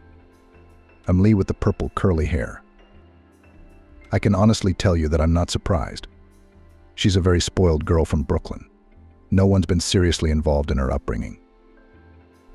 And just at that moment, the front door, at which Maggie was looking, opened and a short, thin woman in blue jeans and white sneakers with blue flowers quietly entered, who heard everything, because she immediately answered something incomprehensible, though no one had time to ask her. Come on, you are such a close friend to the family to judge about it, and even more confidently express your opinion out loud. Mrs. Lee with the purple hair was loudly indignant. And I'm Maggie's grandmother, her father's mother. I haven't seen you around here, the woman replied. Grandma. Maggie shouted and rushed toward the stranger before she had time to think, just to escape immediately. Well, hello, Maggie. She heard a voice above her, and warm hands stroked her hair. That's right, it's her daddy's mom. She has the same kind and light hands. Daddy had said so often that Maggie had the kindest and most beautiful grandmother that Maggie couldn't wait to see her. She had long been promised to be taken far away to another town to visit her grandmother. And now Grandma had come herself and was just as Papa had described. Daddy never lied. After meeting Grandma, Maggie immediately stopped being afraid of all the terrible fears. It turned out that she and Grandma had no one but each other. Maggie was glad when she learned that it would be just the two of them. It's so good that it's just you and me, Grandma, with no strangers, the girl said. Grandpa would have loved you a lot too. You can be sure of that, Grandma smiled. She wasn't very happy that it was just the two of them with Maggie. There were many pictures of Grandpa in the house, but all in albums and only one on the wall. It showed a young dark-haired man, cheerful and strong, sitting in a boat, and on his lap he held a little boy, a little older than Maggie. The boy was very serious, frowning and gripping the oars tightly. Maggie recognized immediately that this boy was her daddy. They had pictures of him as a child at home, too. Grandma said here they were fishing on the Potomac River. It had been some very fishy summers, and they had had a terrific vacation. And in the early fall, 2 days after returning from vacation, Grandpa was killed in the line of duty. Little Maggie was afraid to ask what those duties were. And Grandma didn't explain the further family story, sad, but also beautiful in some ways. That story the grandmother revealed to the growing Maggie later. Matthew, the girl's father, grew up and left to study in Boston. To his mother's delight and relief, he had absolutely no desire to follow in his father's footsteps. Not drawn to any dangerous service, he simply enrolled as a project engineer. Thoughtful and focused, Matthew was very suited to this specialty. Everyone around him thought so too. No one expected any adventures from the guy. But he did. He fell in love with a girl from a wealthy family. And he didn't just fall in love for a while, he really fell in love.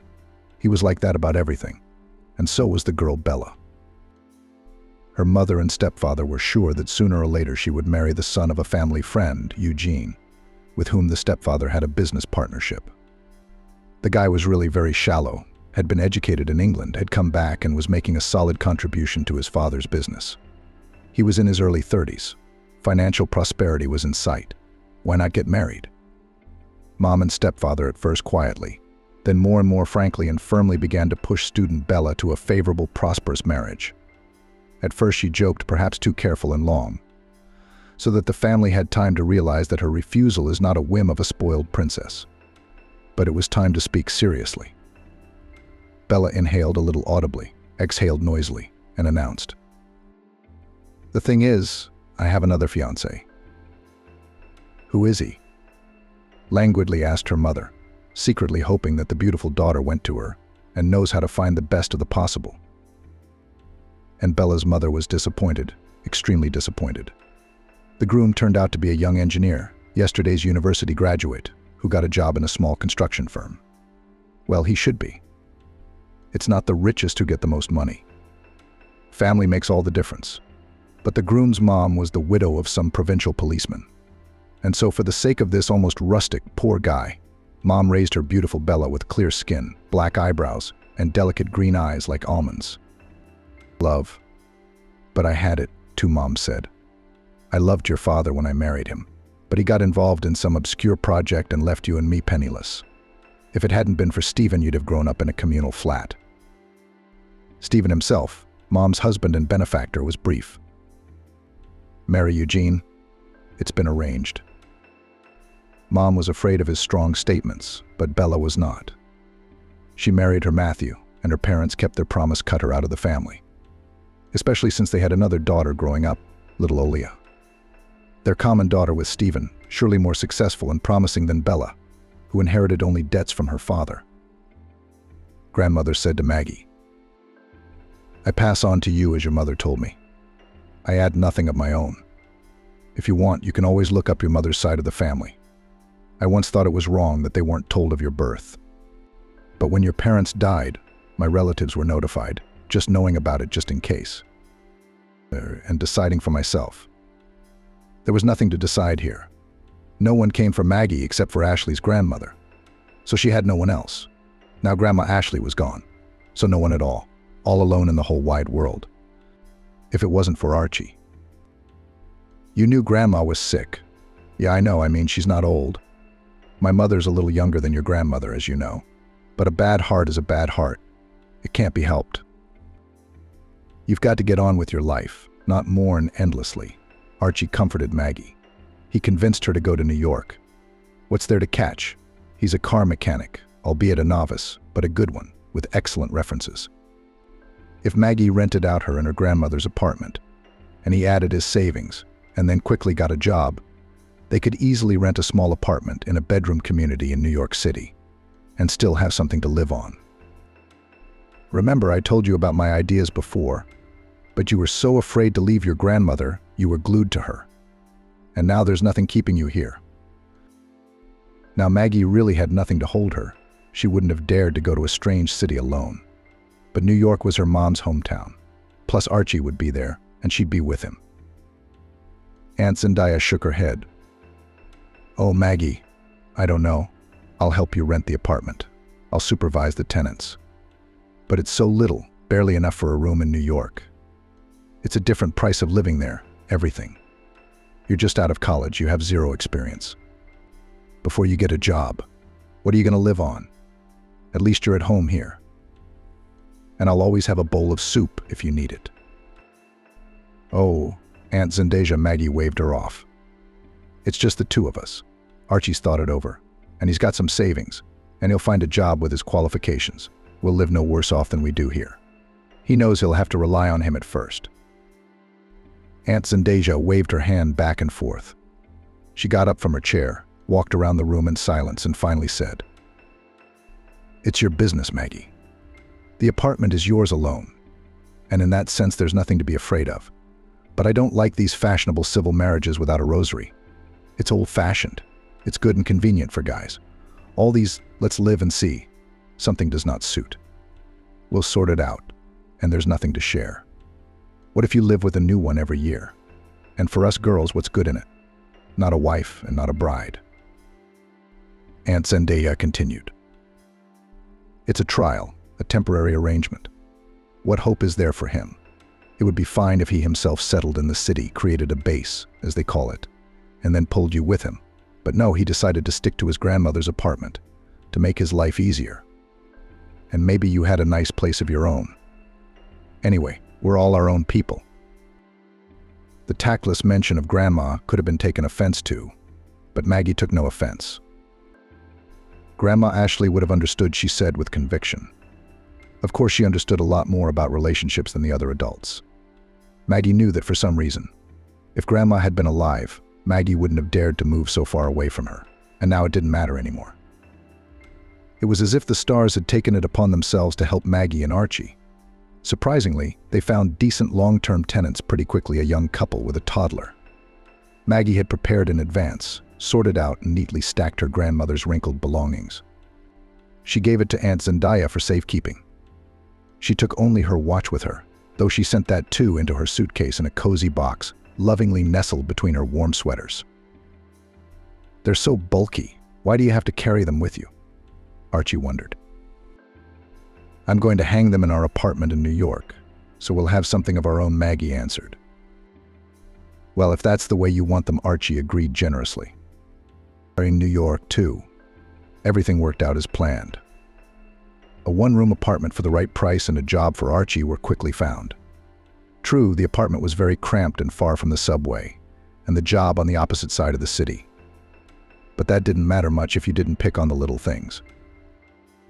Maggie organized her closet and hung her grandmother's clock on the wall. She went shopping, boiled some borscht at home, and sat down at her laptop. She had to look for a job. Of course, she has no experience, but in college she took first place in hairdressing and creative competitions. Maggie has diplomas, and she agrees to the most modest salary, as long as there is an opportunity to gain experience. Returning from work, Archie several days in a row caught the same picture: a clean apartment. Lunch on the stove. Focused Maggie sends her resume to the salons. "We decided not to dwell on it," Archie said. "You'd think I couldn't provide for you on my own. I blame you and drive you to work. But it's not like that at all. As far as I'm concerned, you don't have to work at all. Not while we're renting at this price, anyway. And if they raise the price, you can raise the price for your tenants." "I can't do that," Maggie sighed honestly.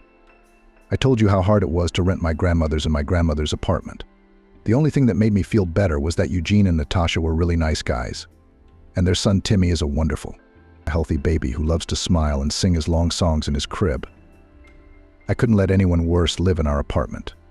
And I can't raise the price on these people." "You're my favorite little fool," Archie grinned patronizingly, hugging her.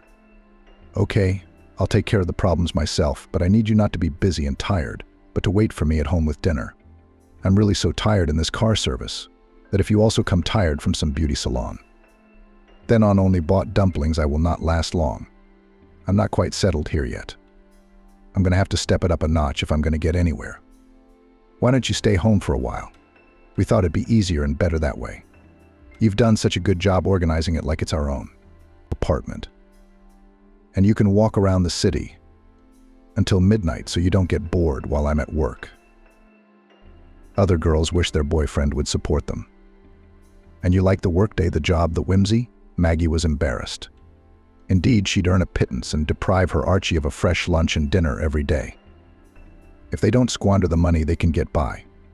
It's not like she's going to go to the theaters and concerts. That's fine. They'll get along just fine without her earnings. Summer came, and Archie's assurance that she had nothing to work for now came in very handy.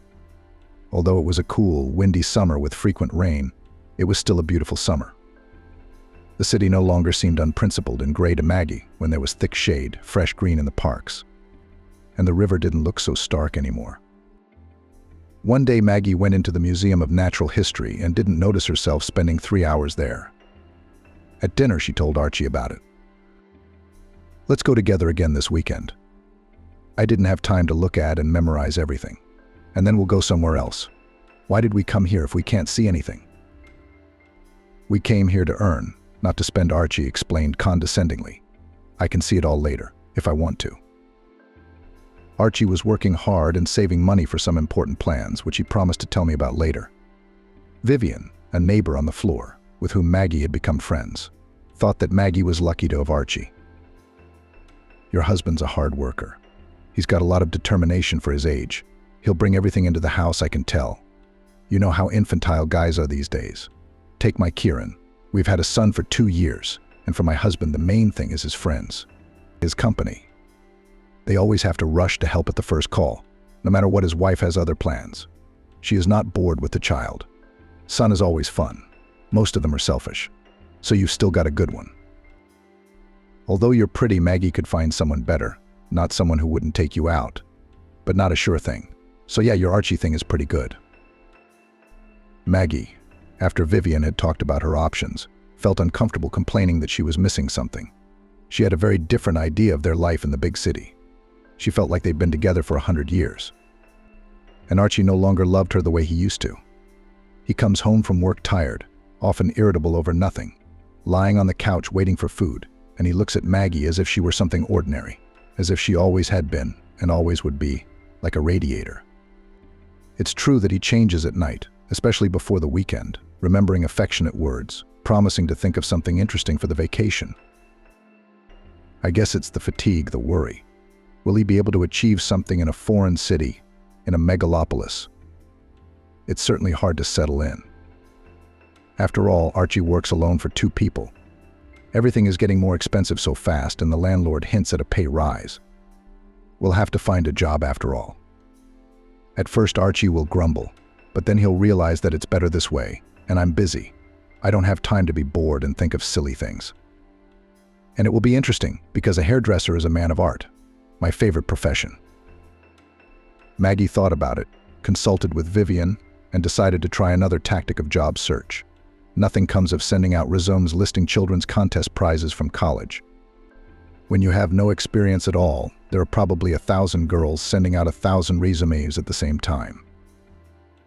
Go to the neighborhood salons yourself, Vivian advised her grandmother's old method. But in your profession it can work. A hairdresser has to be personable. When I first saw you, I thought lucky for us that the neighbor's such a nice girl rented an apartment. So walk around, smile and socialize. Maggie thought it might help. In the expensive luxury salon from the street, of course, will not take, but in a simple barbershop, as they have in their town at the bathhouse, quite possible. And Maggie, having hardly waited for Archie to leave for work, set off in search of happiness. There were plenty of salons and establishments with a modest barbershop sign nearby. 4 salons didn't show the slightest interest in her, but at a tiny, modest, semi-basement salon with the glamorous name Orchid, the bored brunette perked up after a brief conversation with Maggie. "Oh, I need a replacement immediately. My assistant is not a bad girl, but she has a tumultuous personal life and is unreliable. It's not about her at all. She has to be replaced all the time. The boss doesn't care which one of us works, as long as it's not at a loss. I'm really sick of this unpredictability, and it's useless to talk. I can see you're different. If I put a question to the owner, either me or Olia, he will ask her, because he knows very well who is worth what here. He doesn't pay much, so he doesn't have the nerve to count on a supermaster. It's just convenient that I live 1 floor up. I'd have looked for something better a long time ago. But it's convenient for picking up my daughter from school. It's a local neighborhood, same grandmothers and aunts for years. The demands aren't too fancy. I'm sure you've been practicing on the same neighbors back home. Yeah, well, nothing unexpected. Leave me your phone number. I'll call you when I need to fill in. My name is Rita. I promise to get you ready." Maggie liked the confident Rose, but for some reason the air in the semi-basement Orchid seemed musty, sickly sweet, dizzy and nauseous. She politely said goodbye and hurried outside, where she barely made it to the corner of the house before vomiting into the grass. Maggie felt a little better, but suddenly she felt a strange weakness, as if all her strength had gone at once. She was even a little frightened and decided not to go home, but first to Vivian. "Via V, I think I might get a job, but it's a long shot," she said from the doorway. "Are you so pale?" Vivian marveled at the look on her face. Maggie sighed and told her what had happened to her. Vivian shook her head thoughtfully. "I don't want to scare you. It's better to test right away and eliminate the assumption. I have a pregnancy test lying around in my medicine cabinet." "What kind of test?" Maggie didn't understand. "Are you 100% sure you can't be pregnant?" "Then I'm jealous." Vivian waved her hands. "Do you think we're from the middle of nowhere?" "Of course we're using protection." Archie himself. Maggie smiled, not used to discussing such things. "Yeah, I believe every word you say," Vivian nodded. "When people say to me, 'How handsome Greg is,' I say, 'What do you want?' It's electronically verified. We were planning for later, like 5 years from now. But he had his own way. You found it, take a test, and don't think about horrors in advance. Maybe there's nothing. Or maybe there is, but it'll be fine. Maggie hadn't thought to ask Vivian how best to break the news to Archie. Hints were silly, it should be direct, but at the right moment, not from the doorstep, but when Archie had eaten dinner and rested a little. She waited until nightfall. And when the lights went out, she whispered in a half-whisper, "Archie, I'm pregnant. I'm sure you are. The smells in the barbershop made me sick. Vivian gave me a test and it showed 2 stripes. Oh, really? You're not kidding me." Archie stretched out lovingly. "You know I don't get such stupid jokes." "I'm serious. Vivian told me that they also had a baby despite the measures. It's not uncommon. I will try to edit the text, keeping its basic content and style, replacing names and cities with American ones, dividing it into paragraphs, emphasizing dialogues and eliminating phraseology." No method could be completely trusted.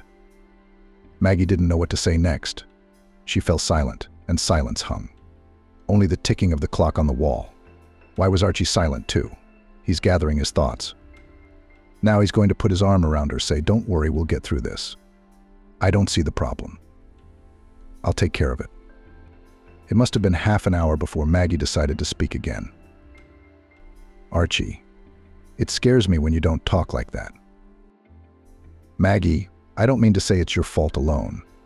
So you go to the doctor tomorrow and find out how much it'll cost to get it stopped quickly. And I'll give you whatever you need from my savings." It was as if she'd heard a completely alien voice. Maggie reached out a shivering, frozen hand, fumbled for the lamp switch, and turned on the light, as if she wanted to make sure it was her Archie. It was him. And he shielded himself from the light with his hand. "Well, what have you done to me now?" "Well, you're not hysterical. Are you going to tell me you want a baby? That doesn't make any sense. Why would we want one, especially now?" Maggie tried to catch his gaze, but he shivered with his palm and curved his mouth in displeasure. Her ability to speak suddenly returned to her. "I didn't want anyone, because I just didn't think about it. I can't abort. If I already have a child, I'll love it. My grandmother told me my father was happy when he found out I was coming. Although he and my mom had nothing at that time, he just loved her very much. So he loved their child right away. That is me. Of course, your dad's a noble knight, and I'm a scoundrel. Did you ever think that he hoped to make peace with his rich wife's family by having a child? No. And that's life, baby." Maggie silently slipped into her flip-flops, went into the kitchen, and cried with her head on the table. Whether her daddy was counting on something or not, he still wouldn't be able to clean it up quickly, so to speak. Maggie knows for a fact that Daddy couldn't have done that. She carried a small photograph behind her passport cover. There, Matthew and Nellie are squatting, holding the handles on either side of a tiny little girl in a crimson jumpsuit who has just learned to walk. "Daddy, Mommy." "I don't have anyone else to support me," Maggie whispered. Stop whimpering, she heard a good-natured voice above her. "Go to bed. Tomorrow, if you're afraid, they'll take you to the doctor." "Well, I'm sorry about that. Soon you won't even remember it." "I'm not getting rid of the baby." "Of course you're in favor of creating poverty. I could have guessed that when you were picking up stray cats with kittens." "But I'm not a stray." Maggie interrupted him quietly. "Look, why don't you get some sleep, calm down, and then we'll talk sensibly in the morning. I'm tired as a dog at work, and there's drama at home. I'm going to go sleep somewhere. If you want to talk without drama, call me." Maggie watched Archie silently as he folded his things without looking at her and threw his underwear and clothes into his gym bag. "Don't worry, he'll play free wolf, cool down, and come back. He'll apologize. The main thing is to keep your tail pistol and everything with him.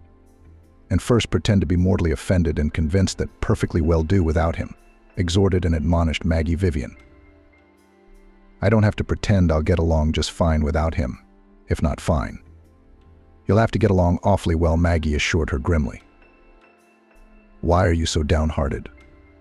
Vivian continued to comfort her, not very confidently. Maggie interrupted her.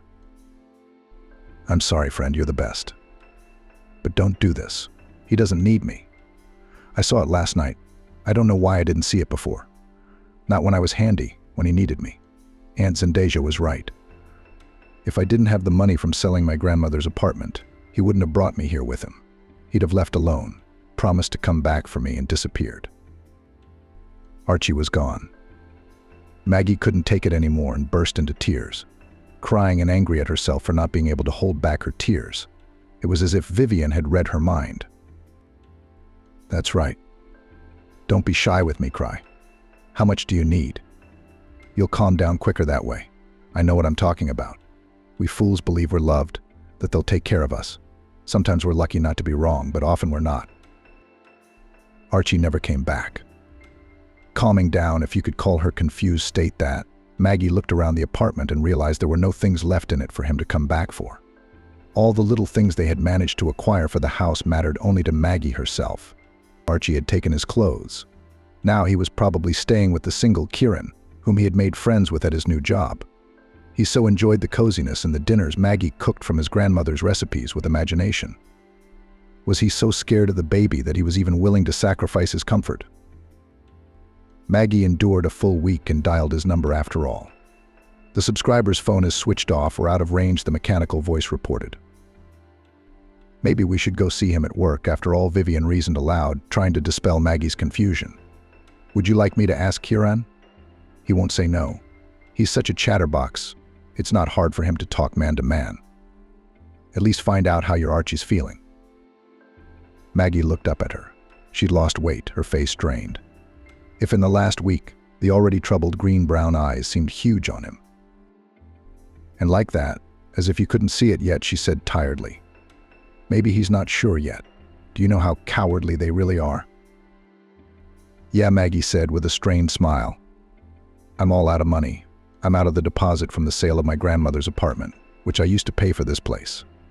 If I keep spending that money, I won't be able to pay the landlord anytime soon. Next month already. There is, of course. But I can't.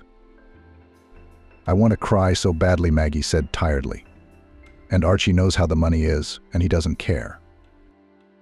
What have you decided about the baby? Vivian asked cautiously. I don't know what to decide. I wouldn't forgive myself. It's not a question of the child itself, but what will live on when it's born, and I can't work yet. I have no one, Vivian. I don't even have anyone to come and babysit while I work. And I can't get rid of him. Don't look at me like that. I can't, that's all. I think it would be worse then than it is now. Vivian walked through the kitchen, looked in the spice jars, and said, if your creep doesn't show up, you can always go home. At least there are all those aunts there, who were friends with your grandmother, will help you with something. But it's the last resort to go back penniless. You're still a little young. Could you have time to get a job here in St. Petersburg? Ideally, officially, of course, with maternity leave and everything. Employers don't like that. When everything becomes clear, they say that a pregnant woman got a job on purpose. But they have their own truth, you have yours. You need to live, and they don't care. But with your profession and no experience, it may not work out that way. So at least you got something. I'll always buy you a meal and feed you. You won't go hungry, that's for sure. If you don't spend your paycheck but save up some money here and come back to your town with a small reserve for the first time. Or maybe you'll be lucky enough to find something decent. Then you'll stay in St. Petersburg as long as you want. Maybe I'm wrong, but that's what I'd do if I were you. A job first, and then we'll see. Maggie thought that's what she'd do. She just did. Half an hour later, her cell phone rang. Maggie, hi. Listen, I'm not going to tell you over the phone, but I think I have something for you, said Rita from Orchid. Here's what the edited text might look like. Rose reported.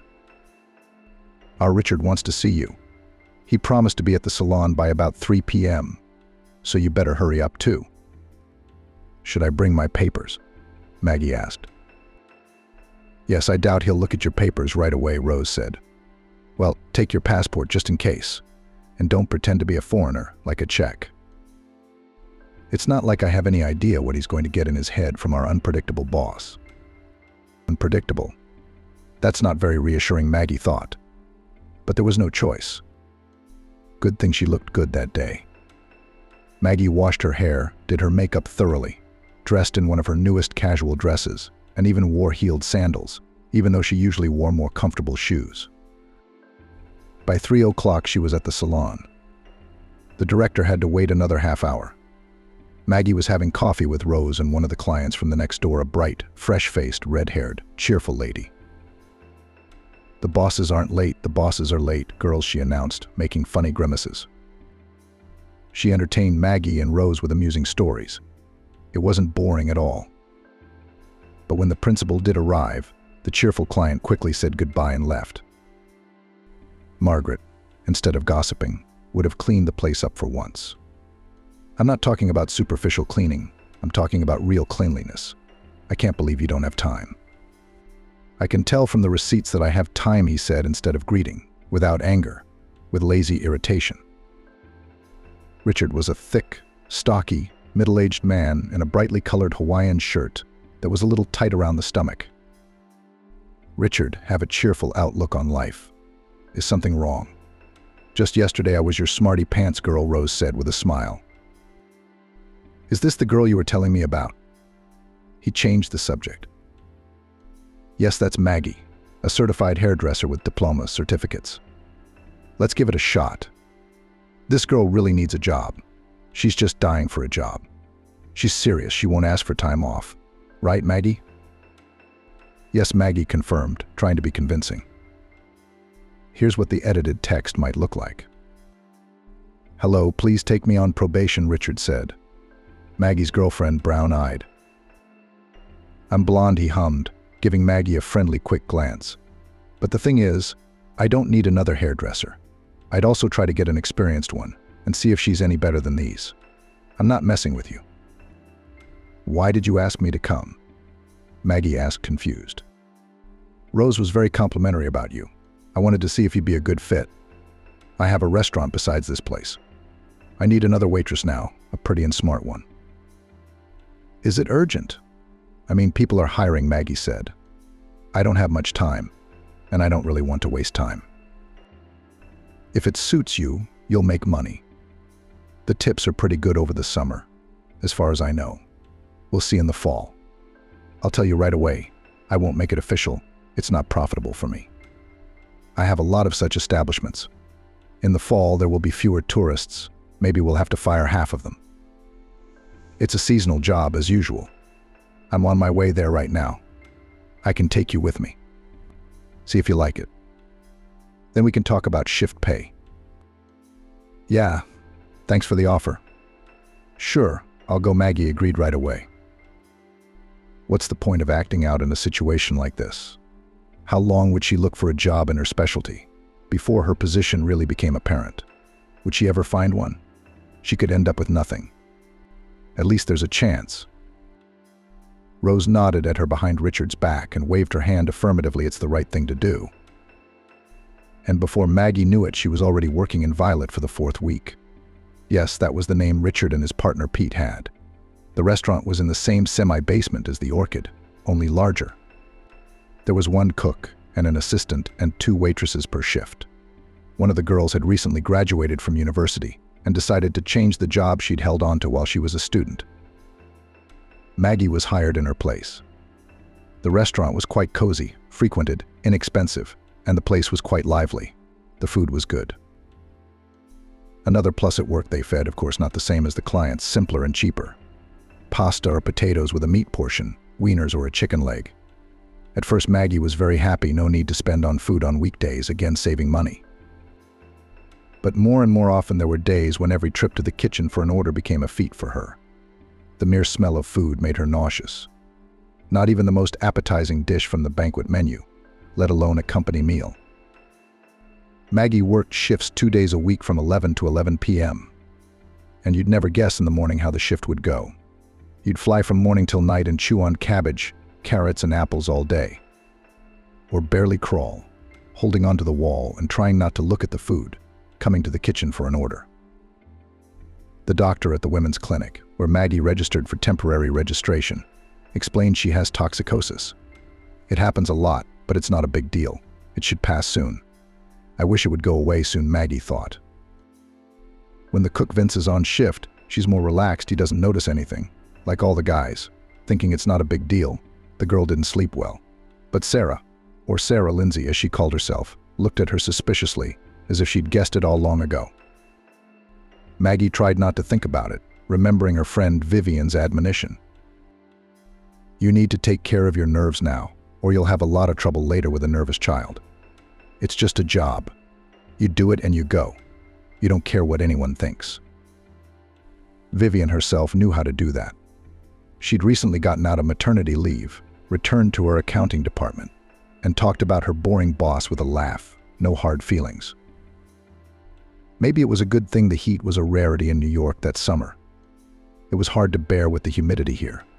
Or was it just Maggie now? But one day on the shift it got unbearable. Nothing. It would soon be over. She ran into the locker room, behind which was the restroom, and tore off the top 2 buttons of her white work blouse to keep it from getting dirty. As she was about to get up and go to the gym, she heard behind her. You don't make any sudden movements, girl. There are only 2 tables. Natalie can handle it without you. Let's make some peppermint tea. It helps. I've got a lot of mint growing in my garden. I'll give it to you at home if you want it. Ginger tea helps with that too, and you should eat it. You should eat more often and sleep longer. Sarah looked at Maggie without laughing, but also without pity, with calm understanding and sympathy. For some reason, Maggie felt not scared, but much relieved that she had punctured herself after all. In 10 minutes in the kitchen, while she drank mint tea, she told Sarah Lindsay her whole story. The usual story, she said. Svet, are you going to take the groceries? Pete asked behind her back. Ah, hello, Svetlana Borisovna. Sarah Lindsay in turn asked in a deliberately mocking tone. Maggie even forgot that she felt sick and realized with sober horror that Pete could have heard their conversation. This companion of Richard's, young, thin, and noiseless, frightened her very much for some reason. Unpleasant, always coming unheard, such was his gait. With cooks still sometimes greets, even something else will say. And waitresses in general about the furniture, even a word never dignifies never. Maggie jumped up at his discovery and happily clung to the elbow of Natalie, who had appeared in the kitchen. Oh, Natash, let's go for a second. Come on, what did you get out of Natalie? As soon as they were out of the door, you'd think a little bit in the kitchen. There's not a full house in the auditorium. That Pitlick's probably the main one, and he's just acting like it. In the evening, Richard arrived in another Hawaiian shirt, and with a particularly heavy smell of booze for Maggie. He called Maggie. In the room, accountant kitchen, office of the incoming accountant calculator. Examined the girl squeamishly and tiredly held out an envelope. Your payment for the month. I check everything honestly. You don't work anymore, he said. Why? Maggie asked with just her lips. How insolent modern girls are, especially from the suburbs like you. What makes you think you have the right to lie and set someone up when you've been stupid enough to get pregnant? Something will happen to you at work, and you will go to some labor inspectorate. You will tell how the bastard director did not register you for work, exploited you, and you will demand maternity money. I will not scold you and scare you, so that you do not immediately faint to me. I'm just asking you nicely for now, be quiet, and don't try to pull something like that. He was almost friendly, without anger. A smooth, lazy voice. Maggie had a lot of things she wanted to say, but she kept quiet. She wanted to throw his money at him, but she took the envelope silently. It would come in handy. It wasn't even for her. Let's really report the bastard, Vivian suggested. You want me to report him for poisoning at his diner? Yeah, they'd just fire Sarah, Lena, or Vince. Maggie waved her head. Yeah, that's a no-go. Oh, we'll get the IRS on him. I'll tell them they didn't give him a check twice for service, or the health department, or the fire department. I mean, what's the one thing he can't get enough of? Vivian, I won't feel better if he feels worse, Maggie admitted. I would, honestly, said Vivian. They wouldn't let her rest in her own apartment after work, Kieran's husband muttered. They're all intrigue. Kieran couldn't tell whether he was joking or serious. The next day, Maggie slept most of the day. She woke twice, drank strong tea in the kitchen, and went back to bed. Nothing wanted to do, Nothing to think about. It was as if a dark curtain had fallen over her eyes. In the evening, Vivian rang the doorbell. "Come to our place." "Oh, come on, Kieran will be nagging you and me." "He's calling you himself. He wants to tell you something. He didn't send it through me," Vivian announced. Kieran was in the kitchen eating soup from a deep bowl. "Maggie, I found out something for you. Maybe it'll be good for you. My buddy Eugene finishing. He just did a remodel on a private house in the suburbs for a grandfather. It's a nice house, but he lives alone. He's taken a liking to his colleague. He sees that he's a normal, honest guy, and shared that he would rent a room to a woman, if for the usual household help and to be his companion, so even for free. You know, for errands and conversation. That's the deal. A favor for a favor. His living conditions are very good. He's not picky about cleaning and cooking. He told me so himself." "Maybe he's crazy," Maggie interrupted incredulously. "Eugene says exactly normal, the right grandfather. Just alone and with money. He says he can always get it through an agency, but he doesn't trust them very much. That's why he's asking everyone he knows to recommend him. I thought of you right away." "Lying again?" Maggie asked tiredly. "Suddenly a good man, he expects a quiet old age. And suddenly I'm having a baby, and if I find a job again, how will I have time to do his errands? Then you'll have to pay for the room like you're supposed to. And listen, Maggie, don't confuse me. I'm not Sherlock Holmes. I'm a slow thinker. Come on." And Eugene will tell him honestly that this is your situation. It's probably the right thing to do. Let him decide for himself. Yes or no? Maggie nodded. Even Kieran wanted to help her. She'd thought he hated her for hanging around their house. That didn't make sense. "I don't think this is going to work. But you have to say thank you and pretend you're hopeful." So she did. Kieran went to his Eugene. Vivian exhaled noisily and suggested, "Let's have some cherry pie. We'll sit up for the night." Vivian suggested, "If you're really hungry, we could do it once. What do you think, Maggie? Maybe something good could come out of this. Go and see it. You've got nothing to lose. Just take a good look at the landlord.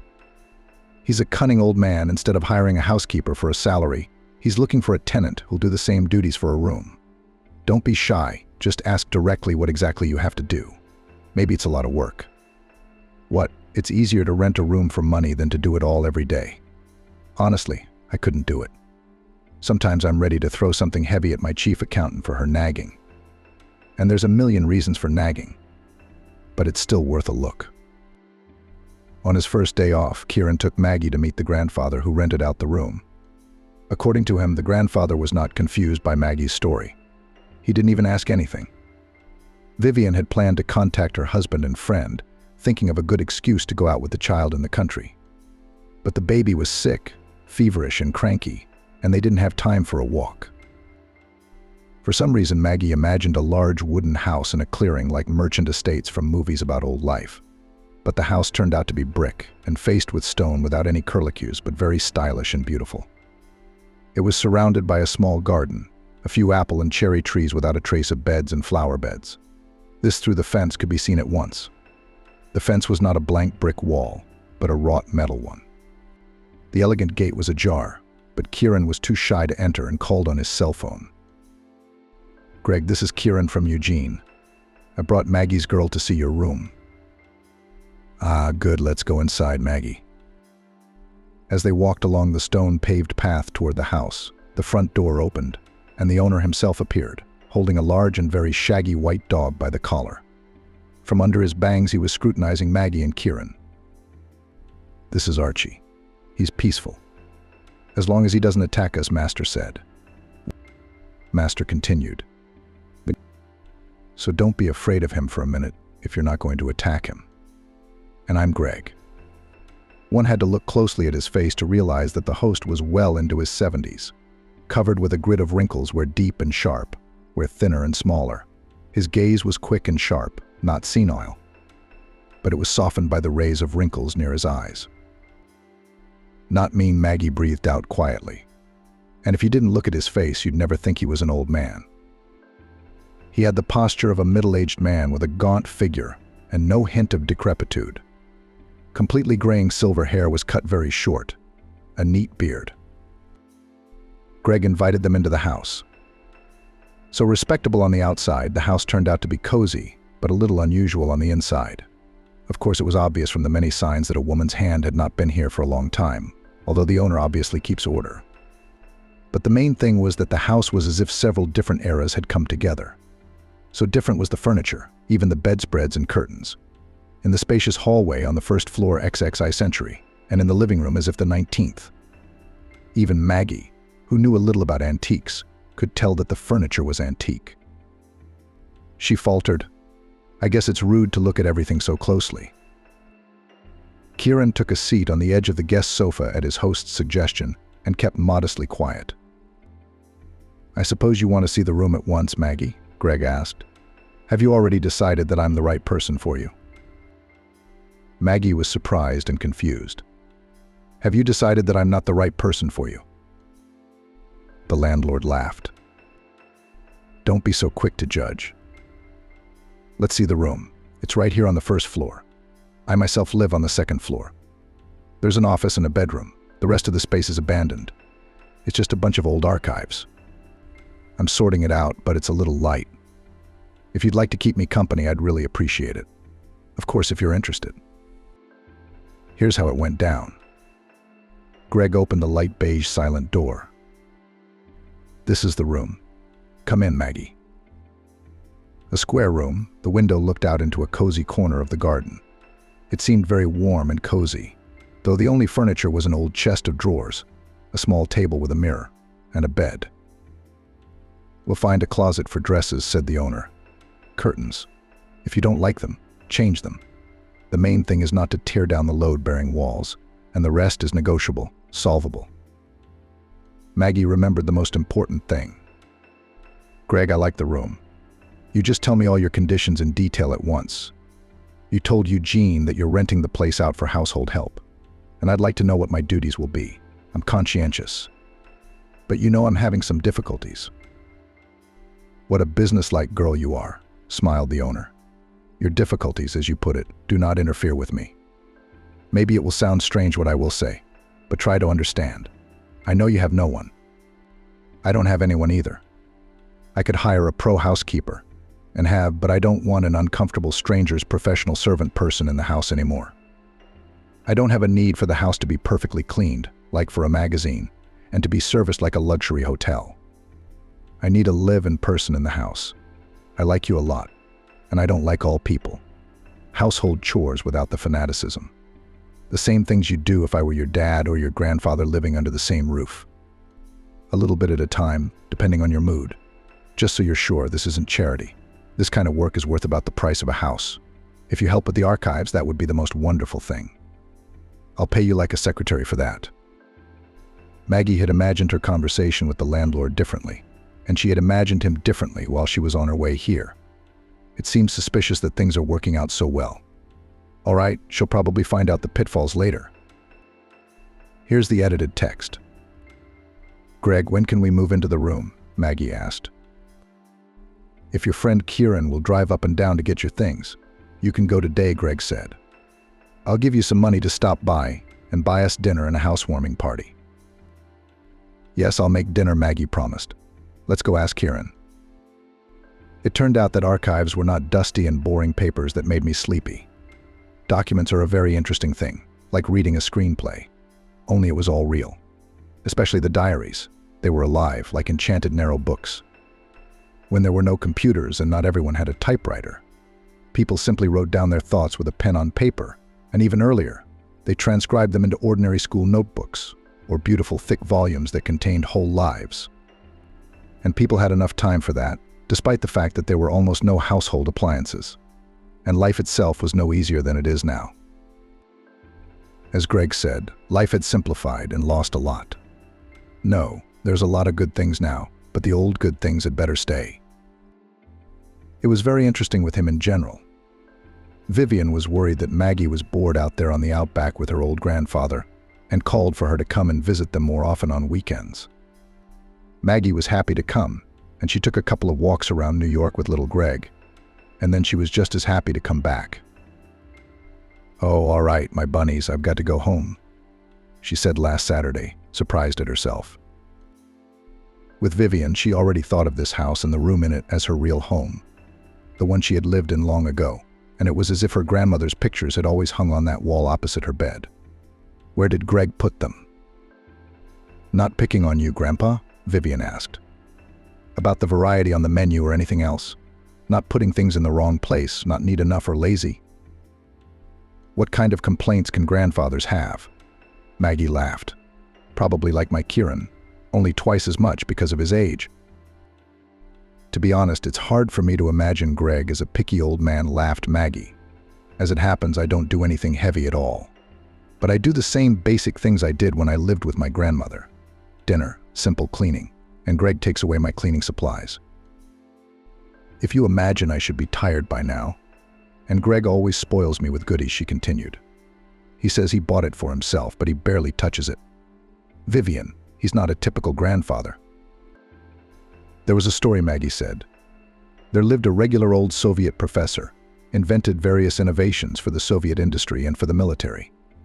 And he had two favorite students, both of whom had been working with him for many years, and shortly before the collapse of the Soviet Union. He started some serious project and hoped very much to advance it. One of his students worked with him on the technical part of the project, and the other one, more persuasive and dodgy, ran through all sorts of instances to get funding, or some permits. For me, these technical scientific works are just a dark forest," Maggie admitted. "I only realized one thing about them: they are very long, and the result is not always as you expect. And while these companions were working, the Soviet Union ceased to exist, and the funding ran out. Soon there would be nothing to travel on. It was unclear who would pay for the work in general, even if from home all the valuable things in the pawn shop. And when everything was ready, one of the student companions disappeared." "The one who was a punching bag, I guessed." "Yeah, that's what happened," Maggie nodded. "Took all the developments with him and took off. That's the way it was going. He went to the West, patented his invention, provided for himself and his children for life. And these two honest martyrs of science professors almost had a stroke. He was ill for a long time, barely survived, and when he got back on his feet, his wife also took him to the States, persuaded him. She had a close relative living there and married very successfully. And the second student stayed here in New York." Here is the edited continuation of the text. "At first he thought he'd go to sleep," Maggie continued, "and then somehow it all worked out. Talent, he does find a loophole. He met the right person from the New Russians, but very smart. He began to work for this man, a whole production he thought up and earned good money back in the 90s, and then also received an inheritance from the States. It turns out that his favorite friend, a professor, still had time to work there, but for himself," said Maggie. "And the professor had no children. He wrote such a will, half of the property to his wife, half to his student and colleague Greg, where I live. This old archive we're going through right now is the professor," she explained. "Greg dragged it everywhere with him, since it was left to him, and his last name. The antique furniture was left to him. The professor and his wife could have sold it before they left. It's not cheap. But the professor wanted to leave at least something valuable as a memento of himself to his student. He felt he'd let him down with his earnings and recognition. And when Greg bought the house, he moved everything there. And now he lives surrounded by those memories," Maggie continued. "And the archive wants to dismantle and hand over some of his favorites, as if he owed it to his teacher, so that someone here would remember him. That's the life of people." Vivian waved her head. "Even intelligence isn't a guarantee that you'll live a problem-free life. Listen, why is your Greg alone, if there are no heirs around such a wealthy grandfather? So you're right. He's got no one. There's something about him. Unless some auntie's got her hands on him." "Vivian, he doesn't mention that at all." "I don't ask," said Maggie. "Maybe if he asked me something personal, I would. But he doesn't ask me either. I think he's embarrassed. He's been brought up to mind his own business." "It's complicated with intellectuals," Vivian confirmed with a knowing look, as if she talked to professors every day. "Maybe on the contrary, it's easier to live like that, if you follow all these rules?" Vivian thought aloud. "I won't make predictions, so as not to jinx it, but so far you seem to be lucky. You even look prettier, even though you're digging through dusty archives. Yeah, I looked like you when I moved in, didn't I? Maggie agreed. Look, I'm not an intellectual, I'll ask you. Have you heard from Artem? Vivian, I would have told you first. I don't have anyone in New York besides you, Bones, and Greg. Greg rarely forgot anything, and now, when he volunteered to help Maggie peel apples for jam, it turned out that he forgot his glasses in the office, probably left them on the keyboard of his laptop. I'll be right there. Let me run in myself. I want to run up the stairs, Maggie said. She had only been in the office a few times. It was Greg's diocese. As he put it, I'm the master and manager here. Occasionally he'd do a little rearranging the books on the shelves or some figurines. Now on his antique bureau desk next to his laptop, besides his glasses, a chessboard with bone chess and a small photograph in a thin wooden frame had been left behind. Maggie hadn't noticed any photos in the office before, at least not in prominent places.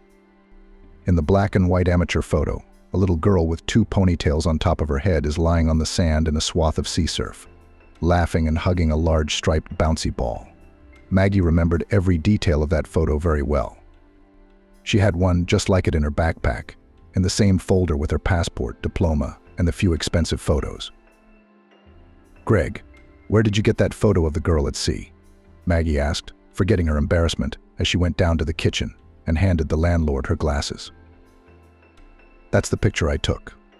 I was into photography, Greg replied, looking anxiously into Maggie's face, as if listening to her strange mood. That's my daughter, Nellie. Maggie looked at the picture of little Nellie hugging a large bouncy ball, and her voice trembled slightly. I carry a picture like that with me. It came here with me too. That's my mom, Nellie. Greg nodded sadly. Yes, Nellie Vitalievna was my wife. A good memory is far from always a blessing. She's a curse sometimes. Memories came flooding back. The beautiful Angela, whom he had adored until their last day together, had suddenly become a complete stranger. She looked even more beautiful, but it was a manicured, magazine beauty that was scary to touch. I don't want the child to flip back and forth, Angela said in her gentle voice. It will be easier for her to forget you and get used to a new father. Vitaly takes good care of her and wants me to call him Daddy. She'll have everything you could never give her. Do you know how much Nellie loves me? Greg asked painfully. You dared such a despicable fiction to make a child feel betrayed by her own father. She had already stopped caring. Children forget things quickly, Angela replied.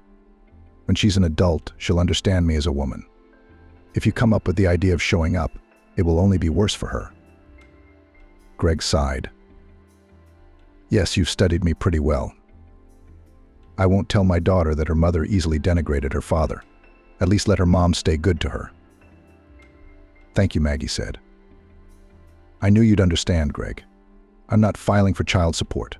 I know how hard this is for you. Thank you, he chuckled through gritted teeth. He turned and walked away. I didn't know where, just away. He didn't recognize anything else, and he'd never looked for anyone. He himself could no longer answer who he was protecting, more his daughter or himself, and he made a terrible mistake. Had he found his daughter in time, there would have been someone to support her when her mother had turned her away because his Nellie had chosen an unfavorable husband. And Maggie's granddaughter would have had someone to support her and his son-in-law's sainted mother.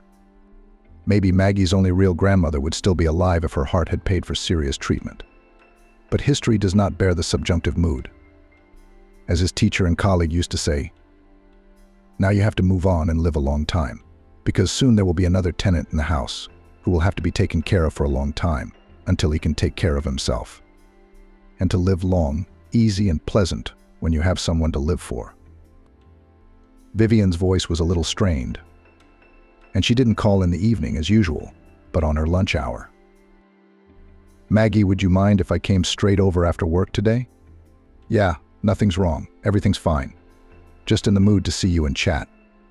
There's some little things I need to tell you. Yes, come over, of course, Maggie said. Especially since Grandpa's going to a class reunion at the Institute, and he's worried about how we're going to be alone for so long. What if we need something in his absence, and he's not here, I'll at least reassure him that we won't miss him." "Oh, great. Considering all the traffic, I'll be at your place by 8 p.m., Vivian promised. Maggie sent her grandfather a wet asphalt suit for the weekend, tied his tie, approved his gentlemanly image, and escorted him to the meeting. He waved a long time after the cab. Back at the house, Maggie put on her cash and went out into the garden with it. In the far sunny corner under the apple trees, unnoticeable from the road, they had a real nest. Grandfather had hung a baby cocoon hammock there for Nellie. It seemed to Maggie that her daughter loved to lie there and watch the sun bunnies playing in the apple leaves. She hummed softly in her own language, and then she would fall asleep and sleep soundly. Whatever sounds came from the road, the clever dog Archie, who knew not to bark now, sat nearby and just breathed noisily. There, too, at arm's length, stood a small, elegant garden table and 2 armchairs. Grandfather and Maggie had been sitting there for a month, since the middle of May, at 12 o'clock, rocking Nellie and listening to her hum. "She's going to have a beautiful voice," Grandpa laughed in a whisper, raising his index finger to the sky. And not for nothing did she go to the opera and operetta.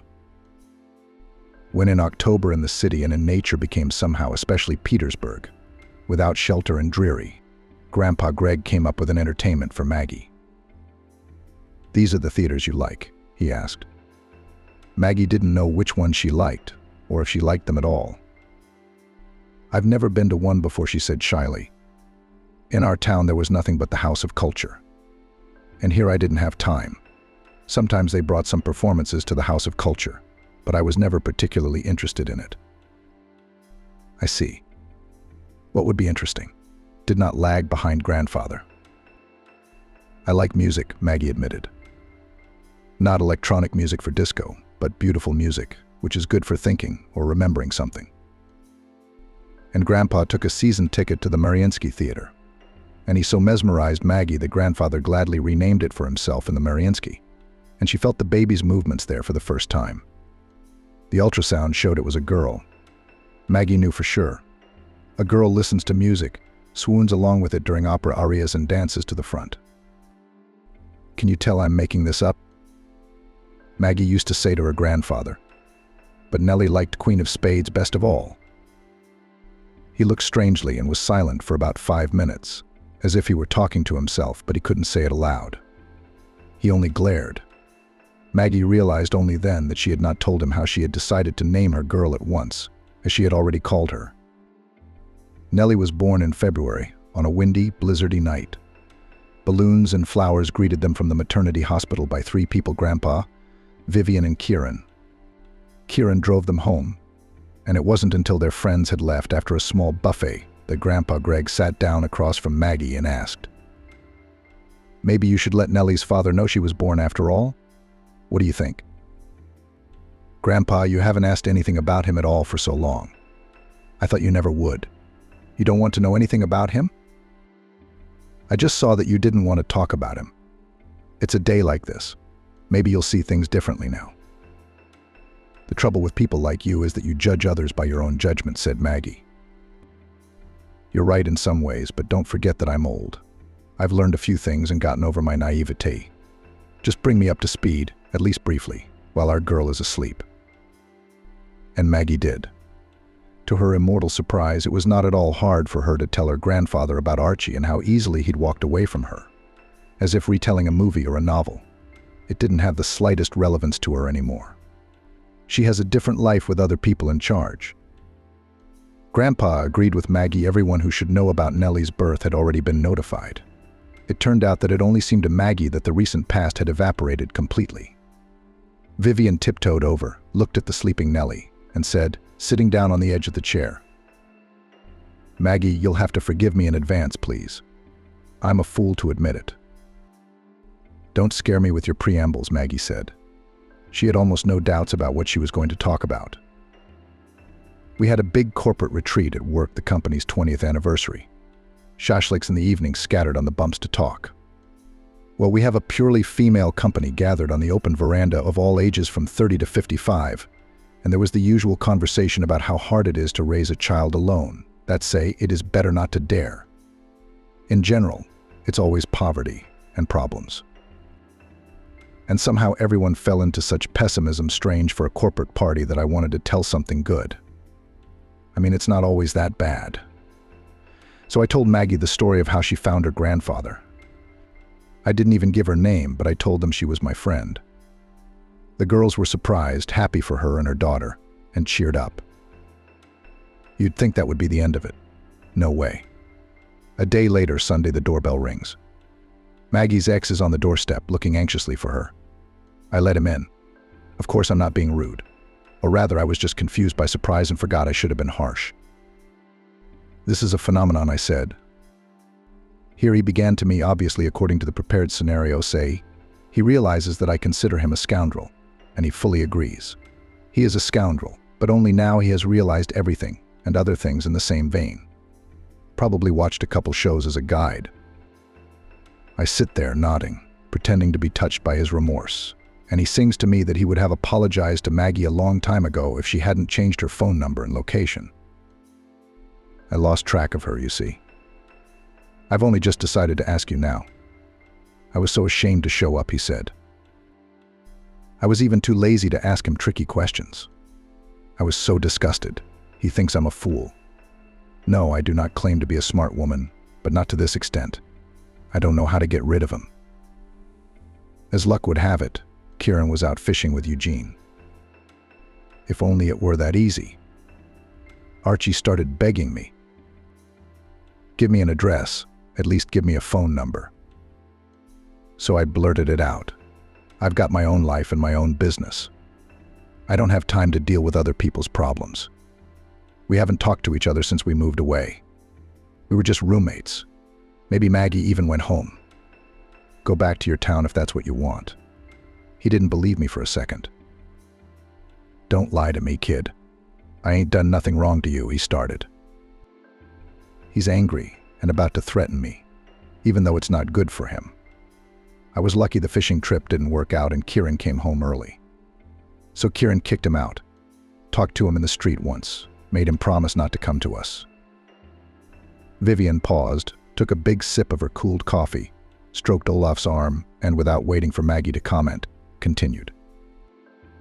I'm just convinced I was convinced from the beginning that his appearance had something to do with my chatter. And he heard about you at the corporate party, that you're doing well, so he decided to try his luck and get a big piece of the action. It seems like a big city, but in such cases you realize that Cocorn is small. It turns out that someone always sees something, hears something, and passes it on to the wrong person. And I'm an accountant. I'm close to the personnel department. I'm friends with our personnel officer, Bella. I told her the situation, asked her to look in the profiles where the husbands of those girls who were sitting with us in the company, and listen to my story. We got in, looked, it didn't take long. Only 7 girls were married. And my hunch was right. Kathy in sales has Omega Lux service on her husband's profile, just like your Archie. You said the name, and I remember things like that. Remember when we were laughing? Why is there a C in Omega Luxury? And then it turned out that it's a designation of the Viborg district, and there are other Omegas. Here is the most likely version. That Archie is a buddy of Kathy's husband, and she told the story from the corporate party in front of him. And this goose, of course, recognized himself and you. It's too much of a match. Didn't I mention you were my roommate the other day? Maggie, I'm sorry, and be aware that he might show up, Vivian warned. Wow, Vivian, you're really something. Maggie smiled, trying to make her smile as serene as possible. You've made such a detective out of nothing, even going into the personnel records. It's not your fault. You couldn't have foreseen anything, you just told me in the mood. I've always loved hearing other girls' stories, too. I didn't think there was anything wrong with it. If you're not gossiping, not saying mean things behind your back, but just talking about a person, thank you for not being mad at me. I would understand if you scolded me. Are you going to do anything about it? What do you mean? Maggie didn't understand. Stuff my stuff in a suitcase and run off somewhere? No one came to see me. Even if Archie somehow found out where I lived, there was no way he'd come here. Unless you said it was a threesome. Maybe he's picturing a mansion with columns, an alarm system, a panic button, and a couple of grim bodyguards. I didn't mention that, Vivian exhaled with relief. Oh, I even said that you have a gorgeous dog, a South Russian sheepdog. By the way, this breed is considered unpredictable and aggressive. Sorry, Olaf. By the way, you do have an alarm system, don't you? Richard returned home lively, happy to see old friends. He joked, retold stories of his classmates, sent greetings from them to his granddaughter and great-granddaughter, and announced that he had missed them.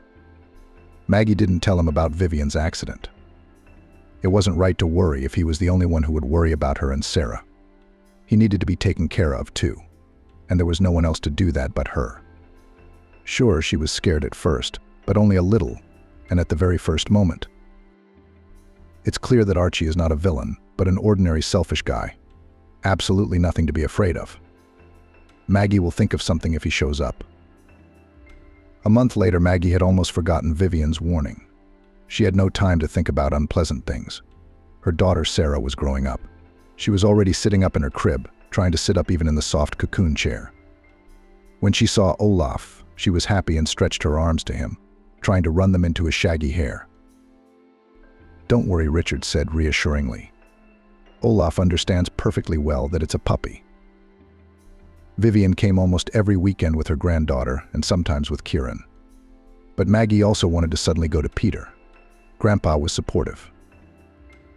"And I still wonder how you are still not bored. At your age, solitude is usually hard to bear. The baby's over 6 months old. It's time you got out into the world. Go out with Vivian, even if it's just a carefree summer cafe. And Mommy needs to rest too. Why don't you find the milk and I'll do it without you? Fine and feed." "Good girl," praised Richard. "I am amazed at your knowledge in different areas. What did you think?" "I secretly read literature about children and control the process of growing and education." Grandpa grinned. So Maggie went to Vivian's. They did not sit in an outdoor cafe and walk together through the zoo, but still had a great time. They said they'd be coming here with Sarah very soon, showing her bigger animals than Olaf. She'd definitely be interested. They talked about how, when Sarah gets a little older, Maggie is going to open a little beauty parlor. Grandpa wants to help her start a business she likes, and it would just be great if Vivian would agree to do the bookkeeping. They did 3 laps around the zoo. Olaf didn't want to leave. When we managed to get him out, we bought ice cream and sat down with him on a bench in Alexander Park. Maggie took a bite of ice cream with pleasure and heard a half-forgotten familiar voice from the side. "Maggie Schenk." She shuddered. It seemed to her that Vivian had, too. Olaf was running around the flower bed, eating ice cream on the run. Archie stepped out of the mottled shade of a tree and stood in front of them. "Maggie Schenk." "Hello, Maggie," he said to her. "We have to go," Vivian said. "We're late, let's go." "Wait for me just a little while," Maggie heard her own carefree voice. "I'm interested." "It won't take long. I'm listening." The last words were meant for Archie. "Where's our daughter?" he asked, making a worried face. "We don't have anything ours," Maggie Reshetniak explained amicably. "I'm sorry if you can. I need you and your daughter. It just took me a long time to realize it. I'd do anything for you. If you'll let me try to start over. Vivian told you I was looking for you." Olaf ran around the flower bed, eating ice cream on the run. Archie stepped out of the mottled shade of a tree and stood in front of them. "Maria Schenk." "Hello, Marina," he said to her. "We have to go," Vivian rushed over. "We're late, let's go." "Wait for me literally just a little bit." Maggie heard her own carefree voice. "I'm interested. It won't take long. I'm listening." The last words were meant for Archie. "Where's our daughter?" he asked, making a worried face. "We don't have anything ours," Maggie Reshetniak explained amicably. "I'm sorry, if you can. I need you and your daughter. It just took me a long time to realize it. I'd do anything for you. If you'll let me try to start over.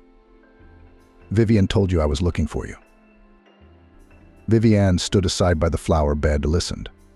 Olaf didn't even pull her back, jumping around. Maggie grinned slightly, wrinkled her nose. "Very, very theatrical. I have nothing to forgive you. It's been and gone. Then it had to be. Thanks for the daughter. She's beautiful. How did it happen?" "Deep," said Archie with reproach and admiration at the same time. "You look just Hollywood something else. Or it's really time for different." "I don't hold a grudge against you, Archie. And I'm not filing for alimony. Don't worry. You'll keep all your savings," Maggie continued in the same peaceful tone. "Maggie, don't do this to me. You can't have forgotten everything so quickly. I know you. It wouldn't have been you. People don't change that fast. And we have a daughter, and you won't even let me look at her. I know you found your grandfather, but that's not the father. I'm not giving up until you give me a chance." Now he's going to play the macho man who decided to fight for his love. Maggie rose from the bench, walked slowly around Archie, stroked his shoulder lightly, made sure he took it as a good sign, and said in the same secure, peaceful and calm voice, "People change. That's how quickly people change when circumstances force them to. I know you're aware of my financial changes, so you're under no illusions. I'm glad I wasn't married to you at the time of my grandfather's arrival. You can find a much better option with an inheritance, even with a child. One more piece of advice. If you decide to look for me or my daughter, in any way to let me know about myself, you know who, what, and how in the 90s earned a living, with whom you had to communicate. My grandfather, and now I have the appropriate connections. My grandfather owes a lot to the influential Mr. Smith, if that name means anything to you. A man like that doesn't withdraw his protection for no reason. They can always be called upon to get rid of unwanted nuisances like you, Archie. It's nothing personal, but consider it a sign of forgiveness." Maggie breathed angrily into his ear and staggered back just in case. She turned and walked across the lawn toward the zoo. "Now it's going to disappear from the horizon," Vivian said. "Listen, I didn't expect this from you. You've really changed, haven't you? I felt that I wasn't alone in the world, and I changed. I can see that. Maggie." "Who's Smith?" "You never told me about him." "Is he the guy your grandfather invented the production lines for?" "I don't even know his name." "Let's go with Jock." "Jock Smith is a vaudeville authority figure for Archie, okay? You just made him up." Passers-by turned around, some irritated, but most smiled. What fun and infectious laughter from those young beautiful girls and the baby. You're covered in ice cream. Up to your ears, running around them so contentedly. Kieran came to pick them up as arranged. "Oh, barely made it through the traffic," he exhaled. "Some uncle jumped up to Eugene and me while we were fishing and began to claim that we had taken his permanent seat. So we squeezed the chair. There's his holy tire, there's his holy tire, there's his rotten rod stands, there's his driftwood. It's the first time in my life," Kieran continued. "And you know me, if he'd asked nicely, we'd have left. Even after the rudeness, I said to him, look, you buy this place from the city on the copies, and the reservoir will be yours. In the meantime, behave yourself. You'll be better off with decent people." "But you're like Jock Smith's favorite," said Vivian. "You already have acquaintances I don't know. That's not my Maggie." Kieran replied that they were giggling for nothing. There's nothing to be amused about. "I'll bring Maggie home and tell my grandfather that she has strange acquaintances, ostentatious macho men about whom nothing is known in the house. I've got to be serious and think more about my kids." Rich mother-in-law came to check on her daughter-in-law in the hospital, and upon hearing her words, Maggie McCullough was not happy with her son's choice. Camel, of course, is a grown man, studying, earning money, lives separately, however, in the apartment, inherited by Maggie McCullough, inherited from his mother.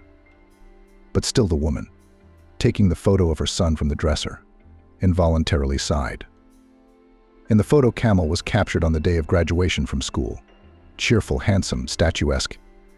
And how does his suit fit? Oh, it's a sight to behold. Maggie McCullough had the jacket and pants specially ordered in advance from an expensive attire. She wanted Camel to shine at the prom. Well, one of the best students of a prestigious grammar school, and should look accordingly.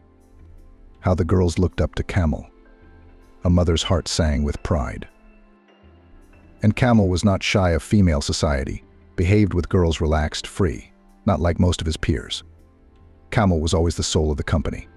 In childhood, this boy had to be constantly watched with a kind of boiling nature, and not far from trouble. Going everywhere, seeking and finding adventures, and how Maggie trembled over her only child, how she tried to secure the apartment. And still at the age of 3, the boy managed to stick a pizza into the socket. How he was shocked then. His delicate hands were instantly covered with burns. It's a miracle he didn't die. Maggie McCullough cried while waiting for the ambulance, cradled her tearing son, and did not even realize that this is still flowers. Camel subsequently fell many times, either from a tree or from a fence. Once even got a concussion, and dogs bit him in the yard, and on a bicycle he got into an accident. I can't think of everything. He's a good-looking kid. And all because Camel was bored just sitting at home. He was drawn to the outdoors, to friends and adventure. Who did he turn out to be? Maggie McCullough herself has always been a model girl, obeyed her parents, afraid to upset or frighten them. And she chose a spouse to match. Stephen, Camel's father, never had a violent temper either. And Camel, that's what Camel is to them. But Maggie McCullough was proud of her son's bright personality. He always had so many friends, so many admirers. Not some gray mouse, but the man of the house and the soul of the company. From his earliest childhood, Maggie knew that her son was better and smarter than the others. I mean, he could read at the age of 3. And neither mother nor father did not make any special efforts to teach the kid. He figured it out on his own. Camel asked questions: what is written here? What is this letter? And little by little, he learned. Maggie McCullough and Stephen were shocked when their 3-year-old read a sign on a store one day. It came as a surprise. Maybe he just memorized it, questioned the father, eyeing the wee one suspiciously. The parents immediately checked their hunch. But no, little Camel confidently read the names of stops and inscriptions on billboards. A little later, Camel learned to count, and again by himself. It was just the boy's nature, curious, greedy for everything new. Sometimes it turned into dangerous adventures, and sometimes such academic success. Maggie McCullough was incredibly pleased with the child's abilities to the 1st grade. It became clear that Camel has nothing to do in a regular school. The woman made every effort, but still got her son into the most prestigious lyceum in their city. She had to pay someone. But that's okay. Their family was already quite wealthy. When Maggie married Stephen, he was a poor student. But the girl never dreamed of being rich. She herself came from a more than modest family, lived with her mother and father in a 1-room apartment, worked after graduating from technical school as an accountant at the factory. There was a period when all her friends started to get married one by one. One would invite the other to the wedding, then the other. And Maggie was all alone, even though she had quite a nice appearance. I guess she was too strict back then. And modest. So guys preferred to get acquainted with more simple and cheerful girls. From the outside, it seemed that Maggie was quite comfortable alone, but she wasn't. And then there's Stephen. They met at a dance at his university. He approached Maggie only at the end of the evening, and blushing and embarrassed, asked her to dance. At first glance, the girl did not like the stubby guy, but she agreed. So already too long at the wall alone stood. During the dance they talked, got to know each other better, and when the music stopped, Maggie looked at her beau with completely different eyes. Smart, polite, kind, reliable, focused on her studies and career. Maggie even then felt that with such a man will not be lost, and her intuition didn't fail her. They started dating. A year later, Stephen proposed to Maggie. He was still studying at the university at that time, and at the same time worked part-time as an assistant engineer in a construction company. The girl thought and agreed. What's the drag? All her friends were already married. She liked Stephen. Her parents didn't mind. Her mom, on the contrary, was even happier. Her daughter was finally settled. And the son-in-law suited them just fine. A well-mannered and respectful future engineer. As a married couple, the university provided them with a dormitory. A small room, only one bathroom on the whole floor, a shared kitchen. But in a strange way, Maggie even liked this life. She was learning to be a wife and a mistress. She felt like an adult. And Stephen was there for her, reliable, loving. With him, the young wife felt beautiful and charming. He won her compliments, bought her wife some inexpensive gifts. There was simply not enough money for something more serious. Scholarships, salaries, part-time workers, no room to spread out. And then Stephen graduated from university, got a full-time job in the construction bureau, where he worked part-time as a student. The young specialist was immediately noticed and started to be promoted. Career growth had a positive effect on his salary. Soon the couple were able to move into their own apartment. Stephen's work helped him with its purchase. It's a pity we didn't have time to have a child," Stephen jokingly lamented. "Then we would have gotten a 2-bedroom. And indeed sad. Unlike her husband, Maggie was seriously upset. "Don't worry about it," Stephen put his arm around her shoulders. "We'll still have everything and children, and a big apartment. Wait a little." And Stephen kept his promise. Indeed, very soon he learned to provide for their little family fully. And Maggie had never lived so well, even at her parents' house. Now she could buy herself beautiful dresses and shoes in the stores that she had previously avoided because they were so expensive. But they were great. And the couple often dined in restaurants and flew to the sea for vacation. At least once a year they even got their own car. Stephen was already the boss, and the company was actively developing and profits were growing. The persistent, promising specialist was not offended by money. He was valued and respected at work. Happiness overshadowed one thing: no way to get a young child. Stephen did not despair, said, "What are years? Everything will still be. We are young, healthy. Why worry?" But Maggie was still worried. Her friends' children had already gone to kindergarten, and some of them to school. And she, Maggie, pretended that everything suited her. On tactless questions of relatives and friends answered that they are not yet planning heirs.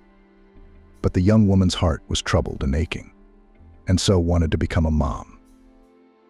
She and Stephen could give a lot to the baby: a separate room, toys, clothes, entertainment, and most importantly, love and care.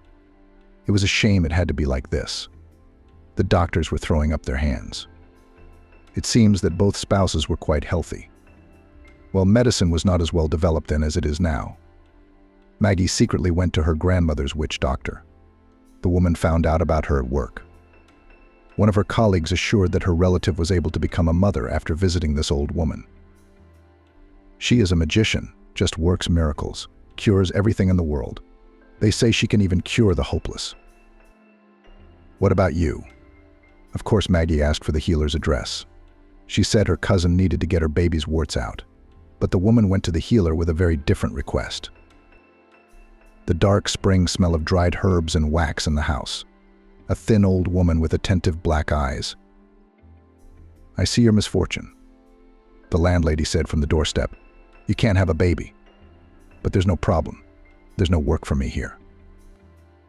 "What do you mean?"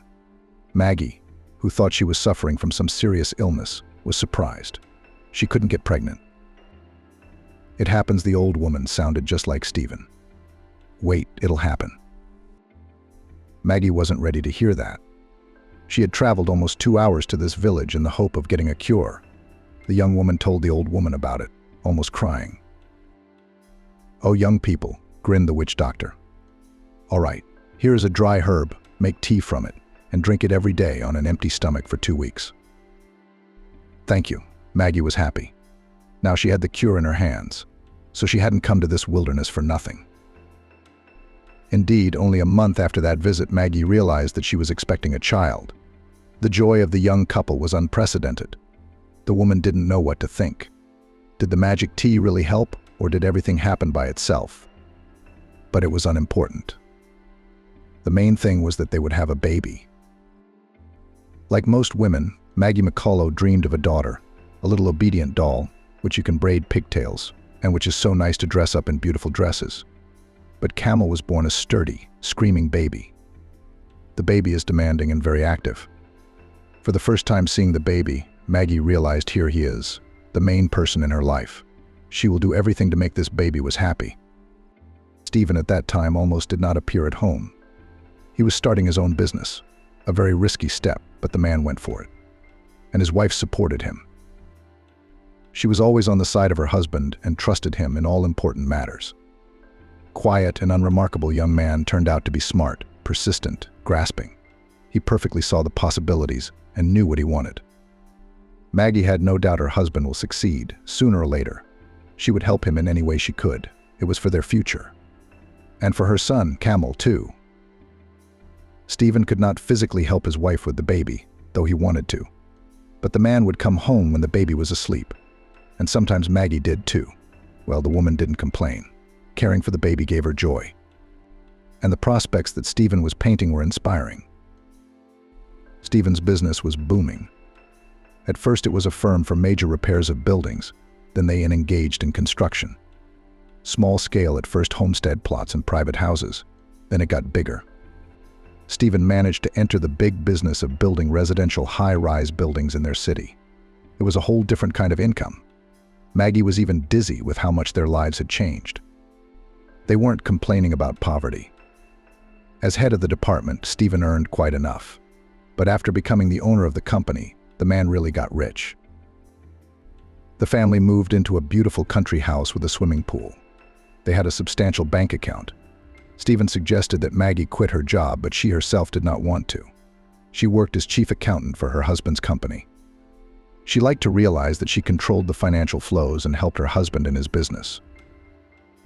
Everything was just fine. Kamal grew up, pleased his parents with successes in studies and sports. The business was developing, bringing profit. The relationship between the spouses was wonderful. They became for each other also partners, support, companions.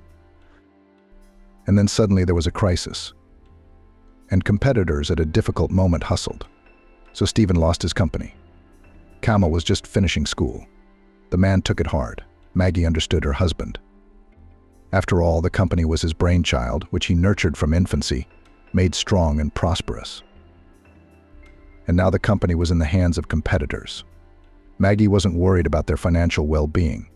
They had savings, and Stephen would not stay idle with such experience. And so it was. Her husband soon got a job in the same construction company where he had started. He was, of course, promoted to a management position. Not his own business, but it was okay. Even better, in a way, calmer. The standard of living was the same. Well, the family didn't have that bank account anymore. It's just a pity, because still the lion's share of the money was spent on business development. So Maggie decided for herself that they have not lost anything and live so well. No need to complain. Meanwhile, Kamal finished school and entered Moscow State University on his own, on a budget. The guy chose the faculty of law. He was always like that, determined, self-confident, fearless. Kamal did not resemble his father. Stephen at his age was quiet, unassuming, serious. All he did was study. Kamal had everything: a gold medal, girls and friends. Active, cheerful, handsome. Maggie McCullough wondered how they could have such a guy. Perfect. Just good at everything. Absolutely everything. He got into MSU on his own. People who knew him, of course, didn't believe it, thought that his father had hustled him up and gave him the money. But Kamal did it himself. He's smart. From a very young age, he amazed others with his abilities. But his mother's heart ached for her son. How will he be without them, in a foreign big city? The boy was accustomed to live in the family on everything. Maggie constantly looked after him, controlled his movements.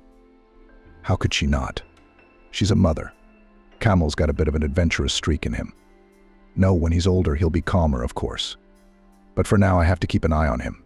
He's a sociable boy, so don't let him get into bad company. Kamal's been drawn to fun and adventure since he was a boy. Maggie did not want to let her only son Kamal go to Moscow alone, though she realized that Moscow State University was a different level from the universities in their city. Come on, don't worry, you'll let him off the grid, Stephen exhorted. He's a smart guy, since he went to such a university on his own. And he's not a little kid.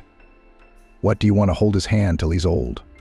Remember me, I was even younger when I came here from the village. I went to technical school first, then the institute. I was a teenager. And I didn't disappear. Maggie sighed. Why compare Kamal and Stephen? They have very different personalities. And her husband doesn't feel and understand his son as she does her mother. That's why he doesn't worry. Yes, Kamal is old enough for his age. Maggie had no doubts about her son's intelligence. But his character, Kamal's character, was a cause for concern. Left without parental control, having broken free, Kamal could forget about his studies and get into trouble. Young, sociable, cheerful. Excessive freedom will make his head spin, and then to trouble is not far away. But Kamal still went to Moscow. Maggie was worried, calling her son every day. He cheerfully reported that everything was great. He was studying, had adapted to lead his own life, was quite happy with his life, and was very happy that he had made such a decision. Mother's heart even calmed down for a while. Things seem to be going well. Kamal is doing well. She and Stephen have done it, raised a smart, conscious son, and a handsome one at that. Now it's just a matter of getting the kid married. And that's it. We can exhale. Parental mission accomplished successfully. Once Stephen and Maggie dreamed of a large family, planning 2 or 3 children. Financially, they could afford it. But when Camel was born, Maggie suddenly realized that she did not want to deprive her son of anything. Even if they had enough money to provide a decent future for several children. Maggie realized that attention, love, care, and time devoted to Camel alone could not be bought in any store. No, she reasoned, looking at the then still small child, let Camel be the only one we have. It must be so painful to see your parents have a new baby and forget you. Not at all, objected Stephen, who had grown up in a large family. On the contrary, my siblings and I had fun and warmth together, but Maggie stood her ground, and Stephen didn't argue. He was busy developing his business at the time, and the issue of childbearing did not particularly bother him. And so it turned out that Camel was the only child in the family. Maggie regretted it for the first time when her son jumped out of the nest. Who now to take care of? Who to cook delicious meals, iron shirts, knit warm socks? Stephen, as always, is all about work. And he's not particularly fond of taking care of anyone. He's not used to being taken care of. Camel has become more distant, more mature, more autonomous. He used to call every day with news, or at least readily answered his mother's calls. Now it's okay, bye, I have to go. Conversations between mother and son rarely lasted more than a minute. And then Camel stopped picking up the phone altogether, and communication was practically nil. Maggie missed him, worried, anxious. How was her baby boy in a big distant city? Doesn't someone hurt her son? Camel's voice sounded sad, cold, and alien.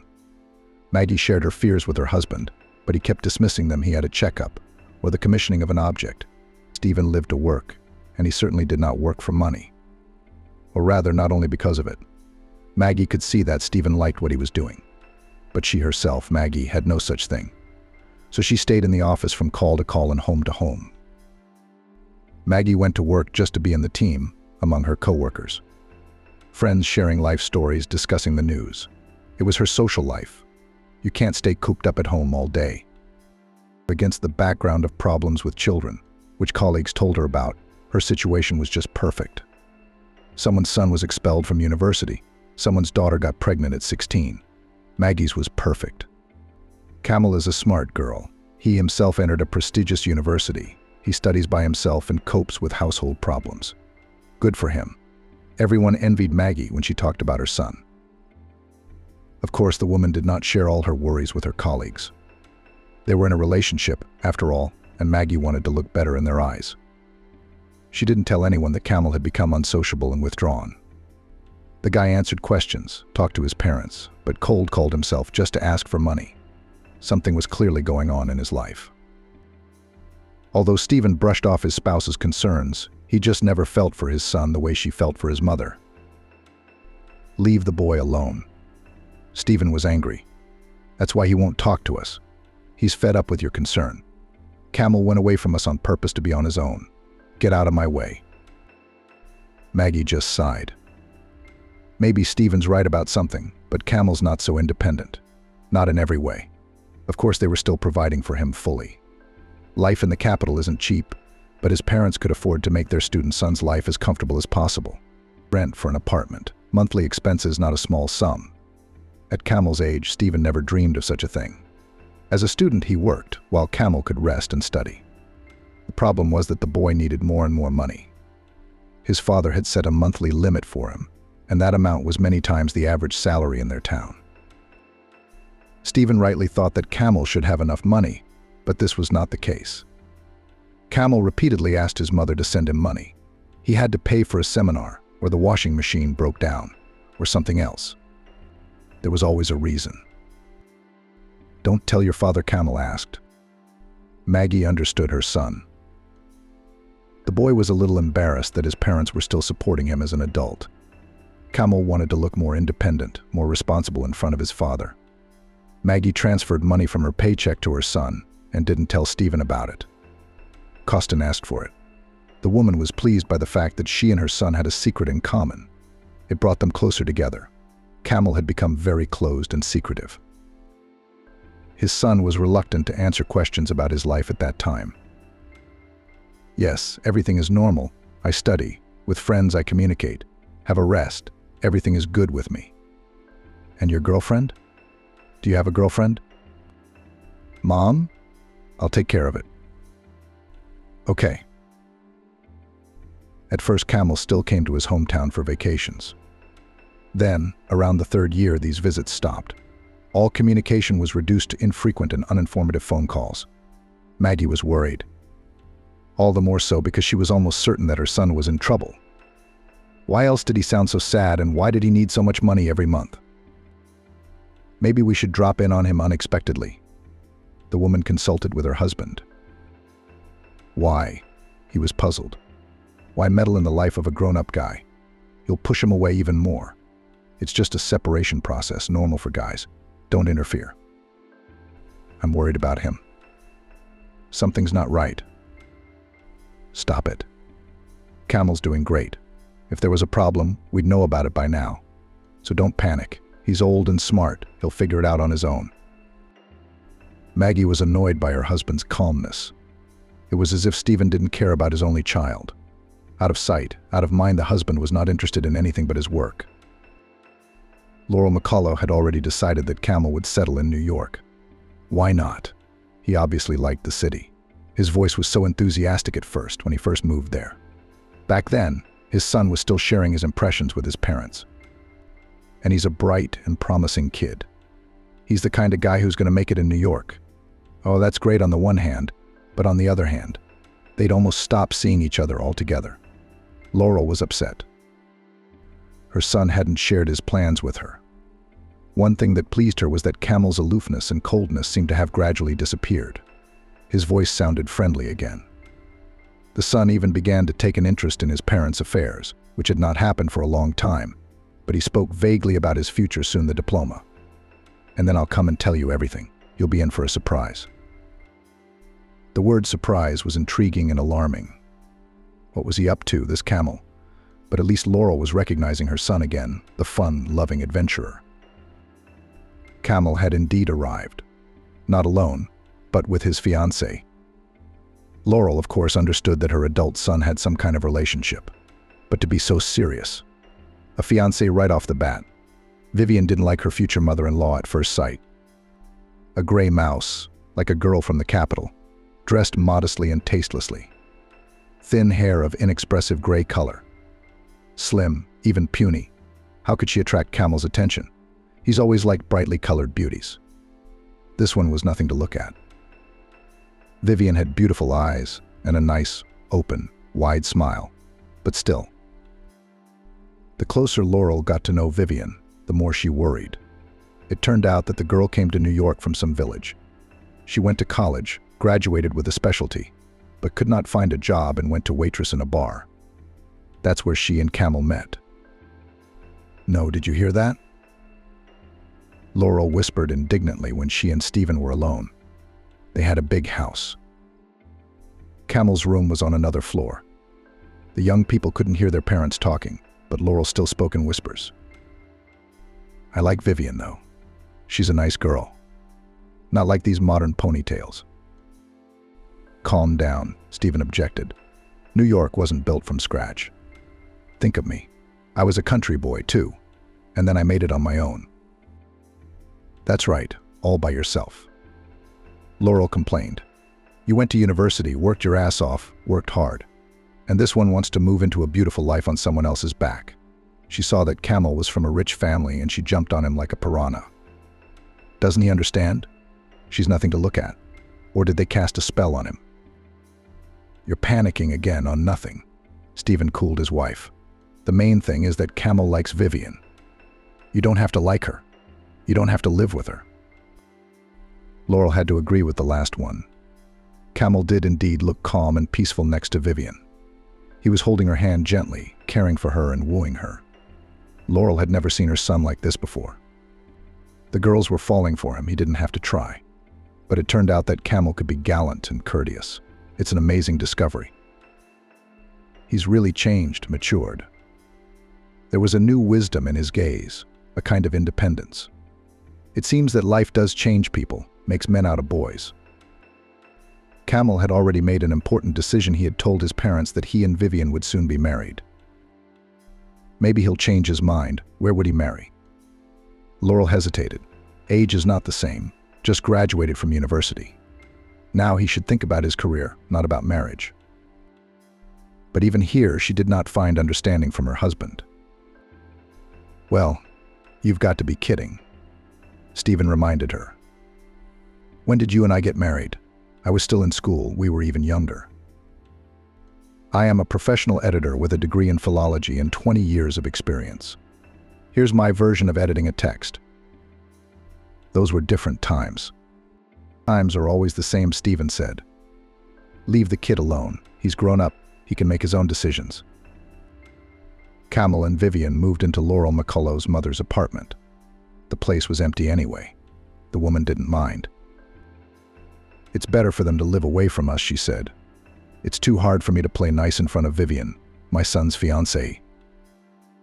Laurel McCullough was annoyed by everything: the way Vivian spoke, moved, dressed, her unpleasant voice, her unattractive appearance.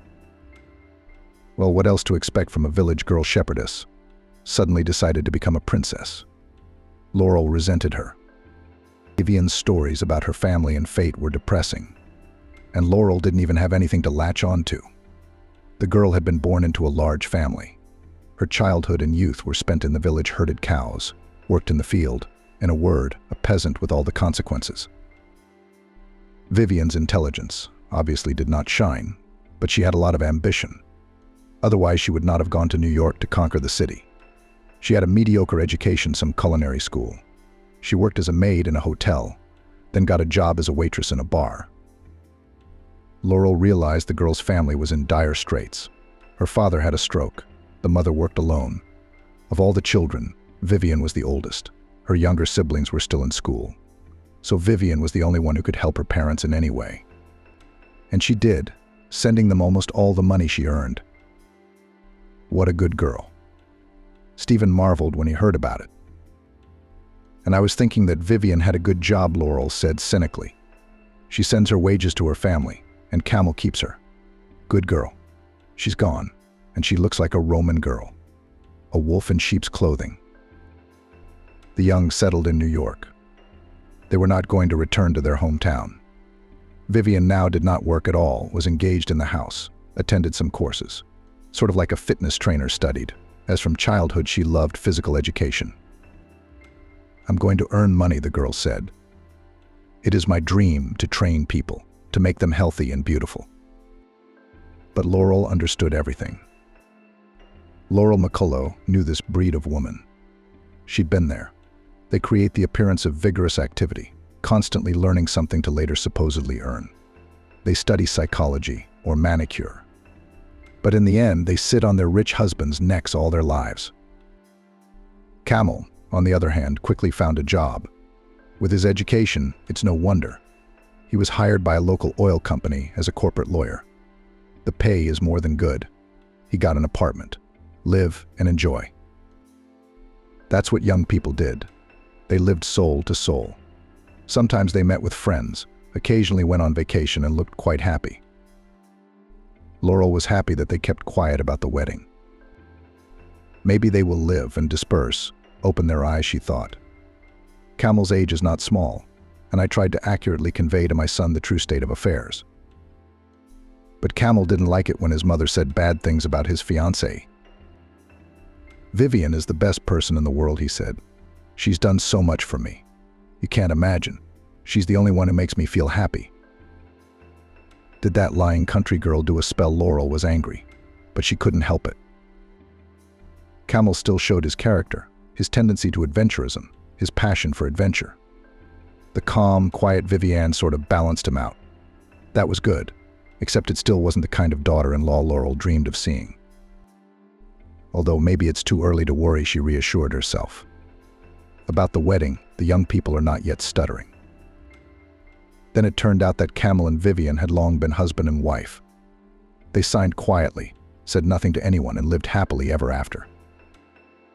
Laurel found out by accident. Vivian finished her courses and got a job at the local sports club. Laurel went to the page of this institution and saw a photo of Vivian, under which their last name was displayed. Laurel called her son and demanded an explanation. Yes, Vivian and I got married. Camel didn't deny it. She took my last name. I will try to keep the text as close to the original as possible and follow your instructions. Why didn't you tell us anything? Maggie asked. Why? Smiled Kamel. So as not to worry you for nothing? I can see that you haven't accepted Vivian. So we decided to get married, to make it just for the two of us. We didn't want a big celebration. After that conversation, Maggie McCullough was very upset. How? How could they do such a thing? What would she tell people now? She had dreamed of having fun at her son's wedding. From the moment she first held him in her arms, she had even thought of her own hair and makeup. And the relatives have long been interested in when the solemn event. Everyone was counting on a big celebration. And now it's such a disappointment. It's all Vivian's fault. She's a cunning country girl. She knew the groom's parents were against her. She was afraid of a confrontation, so she did it quietly. They're country folk, and from a family with many children, so they're not lacking in cunning. But Stephen was as calm as ever about his son's decision. We must respect Camel's choice, he said. He's an adult. Respect, they covered their indifference with plausible reasons. Stephen is all wise and noble, but in reality he doesn't care about Camel and his fate, as long as everything is going well at work. But there's still hope, Maggie thought. Maybe Camel will come to his senses. Even more likely, as long as it's not too late. Otherwise, that Vivian will have a baby, and that'll be the end of it. Camel will be in bondage for the next 18 years. And then there's Stephen, like a fool, honestly. When Camel and his wife come to visit, he starts talking about grandchildren. When are you going to make us happy with heirs? Vivian smiles embarrassedly, as usual, playing modest, and Camel answers frankly. When the time comes, we'll be happy. For now, Vivian wants to work to gain experience. Then she can go on maternity leave. But at least the mother-in-law was in agreement with her daughter-in-law. Maggie was happy with Vivian's decision. It's a good thing. The longer they didn't have children, the better. It seemed to Maggie that without children it would be easier for Camel and Vivian to part, if anything. Those things were always harder with children. But there was no question of parting, although Maggie McCullough, for her part, was working hard to get her son's eyes opened as soon as possible. Does it work honestly? She asked. Your wife sends all her wages to her family and lives on your money. That's not the way a family does things. We don't demand anything from you. Mom, what are you comparing? Are you and Vivian in different situations? They don't have enough money to feed their kids. Vivian's father is still recovering from his stroke. Her mom takes care of him, works, takes care of the kids. What's not to help? Your father and I didn't fall out of the sky. We worked and labored together, and her parents lived in the countryside. They gave birth to children without thinking about the future. Who's to blame now? Nobody's fault, Camel answered. They don't ask for anything. We help ourselves. Mom, I love Vivian and I want her to be happy. How can she be happy if her family is in trouble? So we're helping. It's the psychology of people. Maggie continued to grumble, the habit of living at the expense of others. That's all. And children, by the way, adopt their parents' lifestyle. Mind you, children always look like their parents. It's genetic. And what about me? Camel smiled. He always diffused the tense atmosphere with jokes. How did you get to be such an asshole? You're serious, determined. And me? What about you? You're just a very talented, bright, charismatic person. Not a jerk. If you were a slacker, you'd have dropped out of university, not finished your studies, and generally lived like a major on your parents' money. And you've accomplished so much. Dickhead Camel jokingly hung his head. Camel had mentioned more than once that if it hadn't been for Vivian, he didn't know what would have happened to him. But what exactly had happened, Maggie McCullough did not know. Her son didn't want to tell her, and it was useless to pry into his soul. He would immediately close himself off. But Maggie suspected that Vivian simply set up some situation, took advantage of the troubles in Camel's life, and maybe even directed them herself, and then acted as a savior. She would do it. She was a very strong and cunning opponent. Camel shut down talk of his wife at the drop of a hat. He was clearly under her influence. But this can't go on indefinitely, thought Maggie. Camel's intellect has been a great asset since he was a child. One day the hormones will subside and he will realize everything. And I'll be there when he does. I'll support him, help him if necessary. Several years have passed, but nothing in the relationship between son and daughter-in-law has not changed. On the contrary, it seems that they even began to plan a child. At least a colleague told Maggie that she saw Vivian in the Center for Reproductive Health. She has nothing to do there but to prepare for pregnancy. Maybe she's already expecting a baby. I mean, they're secretive. They don't talk about themselves. They live apart, come to visit occasionally. Things were not going the way Maggie McCullough had planned or dreamed. But otherwise, everything was fine. Her husband was still working. "Are you going on a well-deserved vacation, Maggie?" "I've had enough work. You can rest now," they told her. Camel's work was going better than ever. He, like his father, had even started to build his own business. However, he was in no hurry to leave his position. It was still unclear whether the business would work or not. Kostya is such a risk-taker, Maggie thought. Responsibility is not afraid of responsibility. Character. Only he should be an entrepreneur, a real business shark. This guy will definitely achieve a lot.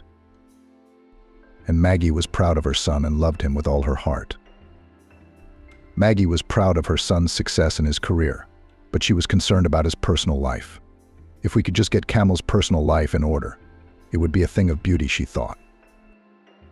Vivian worked at a fitness center, earning a pittance and sending it to her family. "That's a good job," Maggie said wryly. Now she's worried about her offspring. I suppose she's determined to get Camel on her side. He still looks at her with affection and adoration. He won't wise up. That night, there was no sign of trouble. Maggie's husband, Stephen, was late for work, which was not uncommon. He was in the middle of a big inspection from Moscow.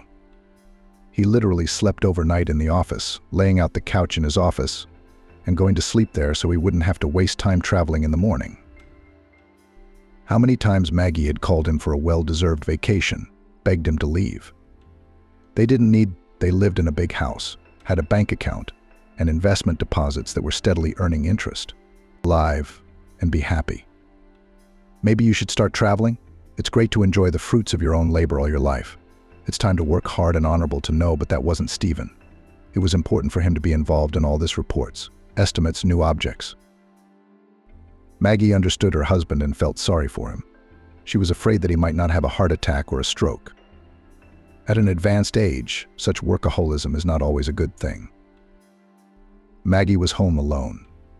She watched a TV show, read a book, talked to a friend, complained to her about her poor daughter-in-law, and willful young people. I just pressed the hang-up button, but the call came again. An unfamiliar number popped up on the screen. Strangers don't call at this late hour. Hello, came a cheerful, too formal male voice in the receiver. Petrov Konstantin Stepanovich, who do you know? This is my son, Maggie said with cold horror. Her heart was clenched by the icy hand of anxiety for Camel. What had happened? Had he been in an accident? Had he gotten drunk behind the wheel? Was he coming back from some party? Maggie gasped. It was just like Camel. Despite his great intelligence and ability, he often behaved carelessly, like a teenager. His son might as well have gotten behind the wheel a little tipsy, even though both parents had taught him safety rules from childhood. But Camel is Camel, that's all there is to it. He always had an adventurous spirit and ignored many rules. How is he? Is he alive? Maggie's heart was pounding in her chest so hard it felt like it was about to burst out. Alive. He suffered minor injuries. He's being treated by paramedics right now. But his wife is much more seriously injured, came a voice in the phone. You're her mother-in-law. We need someone to come to the hospital, bring documents, the girl to answer the doctor's questions. We got through to her parents, but they live far away. Sure, Maggie replied immediately, frantically thinking about how to get into Camel and his wife's apartment. The papers were still in there somewhere. They'd have to find the keys. The main thing was that Camel was alive and relatively healthy. Vivian was a worry. It looked like she'd been badly hurt. Maggie dreamed of her son divorcing his wife. But that was not the fate she wanted for her daughter-in-law. Finally, Maggie found the keys to her mother's apartment where the young couple lived. She called a cab. It was only then that she realized she hadn't told her husband Stephen about the accident. She decided not to disturb him so late. She would tell him later, when the situation was clearer. The rest of the problems would be dealt with as they came up. It was the first time Maggie had been alone in her son and his wife's apartment. In the past, they'd only come here on holidays, birthdays, New Year's Eve. Her daughter-in-law always set a beautiful table. Maggie had to admit that Camel's wife was a wonderful hostess. Yes, Vivian was indeed a good hostess. Not a speck of dust in the rooms, everything in its place. Maggie went into the young couple's bedroom and, overcome by a sudden embarrassment, opened the sturdy closet. Still, it was a little awkward being in someone else's apartment. So what could a person need in a hospital? A nightgown, pajamas, towels, Maggie thought frantically, gathering a bag for her daughter-in-law. A folder of Vivian's papers was also found here in the closet. Thoughts were churning in her head, overshadowing each other, making it hard to concentrate. Camel was the culprit of the accident. He wasn't hurt. But with his wife, I wonder if it's as serious as the policeman said. Maybe he exaggerated? And if on the contrary softened the blow, if Camel is now seriously injured? Maggie finally packed her things and called a cab. It was late. The cabbie sped down the deserted streets to the hospital. In the lobby, she saw her son at once. He was sitting on a bench, bandaged to the shoulders, pale but alive. "Mom, it's my fault." Camel hugged her tightly. "It's my fault that Vivian is on the operating table right now. Her head is all smashed up. The doctors say there's almost no chance. If anything happens to her, I won't live. I'm telling you that for sure." "Well, take it easy," Maggie exhorted her son. "It might still be all right. Vivian is healthy. Her body is strong. Besides, you're both to blame. Not just you. Why did she get in the car with you drunk? She's responsible too." "What are you saying?" Camel pulled away and looked at his mother with wide-open eyes. "It's my fault, just me. There is no forgiveness for me. Only if she survives, or else I will follow her and leave." Just then, a uniformed man approached. "Camel, you've been treated. You can go home. Now we have to drive to the police station to give a statement." "I'm coming with you," Maggie thought back. She was scared for her son. Yes, physically he was hardly hurt, but his morale left a lot to be desired. And now they were taking him to the station. It was unlikely that the police would spare the feelings of the perpetrator of the accident. "It's unnecessary," replied the policeman firmly. "There's nothing for outsiders to do there." Camel left, and an anxious Maggie McCullough began to look for a doctor to find out something about her daughter-in-law's condition. No matter how the woman felt about Vivian, she felt genuinely sorry for the girl. And the once unfriendly mother-in-law prayed fervently, asking that Vivian survive. After all, otherwise Camel, so impulsive and emotional, in the heat of the moment can do something stupid. Vivian's doctor was in surgery at that moment. A whole team was fighting for the girl's life. The orderly, who already knew the situation, took Maggie for a relative of the victim and generously shared the details. Well, this poor girl, drunk behind the wheel, sat down. They say he flew under 200 kilometers per hour and flew straight into the pole. He took himself out from under the impact. His instincts worked. The passenger seat took the brunt of the impact. And the girl's dead. He killed her, you goddamn freak. Maggie felt a twinge of anger at her son. But she must get used to it. Camel was indeed to blame. "Who knows?" the nurse continued. "There's a 50-50 chance of that. I've worked here for a long time. I've seen it many times. Miracles happen. The hopeless survive and recover. And vice versa also happens. Everything seems to be fine, and a person goes away. Just you wait. The operation will be over. Luke Swan will come out to you." The operation took a long time. Maggie had time to call her husband Stephen and tell him everything. He rushed over. It was calmer waiting together. Anxiety and fear split in half. But Maggie McCullough soon asked her husband to go to the station. Camel was all alone there, in an unknown state. There was no telling what might happen to him. Her husband nodded and left. Maggie was alone again. At last, a tired and angry doctor came out to her. "Are you a relative of Vivian's?" he asked. Maggie scrutinized his face, trying to understand what news this man was bringing. She nodded. "Well, we did the best we could. The girl survived the surgery. Now, everything depends on her body. If she survives the 3 days of crisis, she'll live, but it will take a long time to recover. But there are no guarantees. Isn't there anything we can do to improve her chances?" "We have nothing. We've utilized every resource we have, but we're not New York. We don't have the equipment, the drugs. We can get anything, any money, you just say the word. We don't need anything yet. All we need is patience." And the agonizing days of waiting began. Maggie McCullough shuddered at every phone call. What if it's from the hospital? Camel was under investigation. The outcome of the case depended on Vivian's survival. He could not stay in the apartment. Everything there reminded him of his wife. So he lived under the care of his parents in their house. The young man didn't eat, didn't drink, and didn't even seem to sleep. He was hunched over, pale and gaunt. Camel was silent, but his mother Laurel saw that her son was tormenting himself, blaming himself for what had happened, cursing, scolding him with the last words. Of course, all this is fair, but it was very painful for Laurel to look at her child in such a state. She could not find words to comfort him. He didn't see or hear anyone at all. The only thing keeping him in this world seemed to be the possibility that he might be of use to Vivian when she came to her senses. I mean, she'd need help, rehabilitation, and Maggie was telling her son that he had to be in shape when Vivian woke up. They'd need money and strength to get her back on her feet.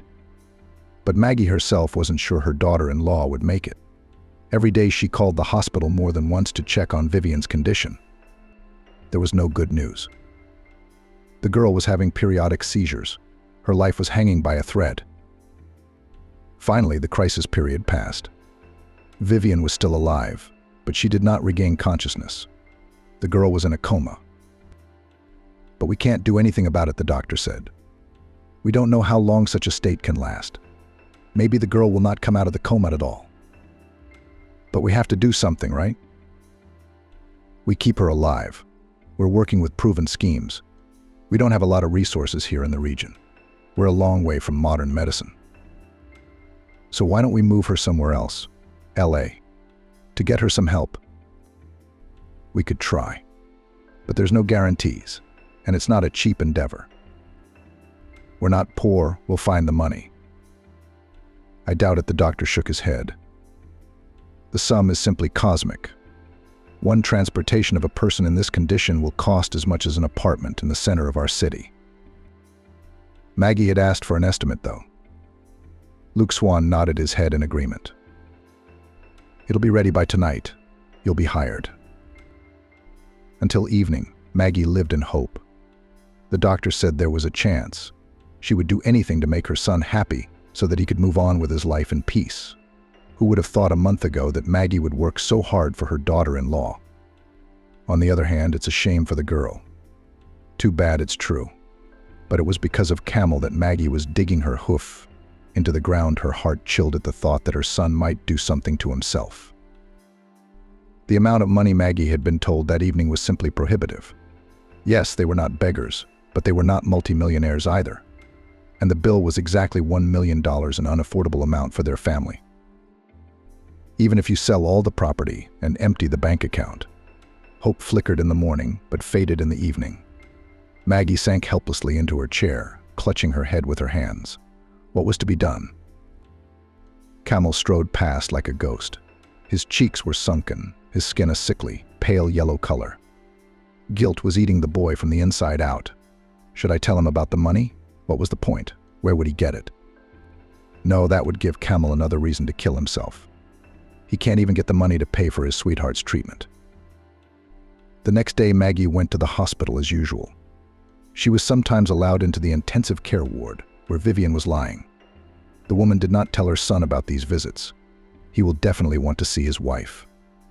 But Vivian was in such a state that the sight would only bring down Camel, who was barely hanging on. The once vibrant girl has become a pale mummy. Her thin arms are tied together with IVs over the blanket. Wires from a multitude of monitors and apparatuses are stretched to her chest, keeping her withered body alive. His head is tightly bandaged.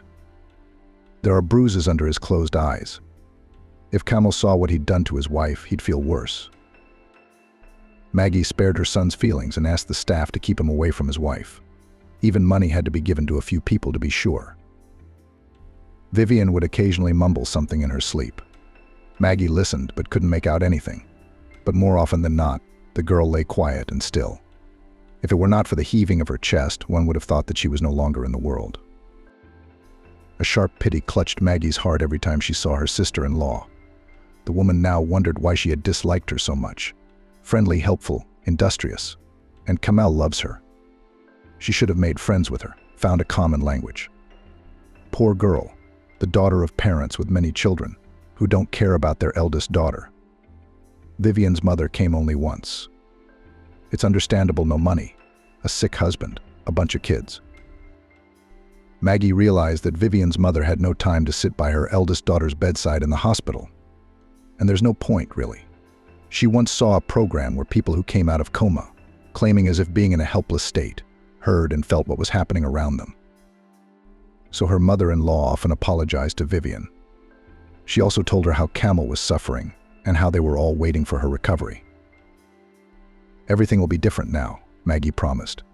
We'll live soul to soul, as a family, supporting each other. Just get well soon. In case you hear something, let you know that everyone is waiting for you very much. Vivian was suddenly worried. Maggie was not surprised it had happened many times before. The girl mumbled something again. Her mother-in-law leaned over to her face to try to make out the words. Maybe it would be possible to understand what kind of dream the girl was having. Anton Claridge. Anton Claridge? Maggie asked.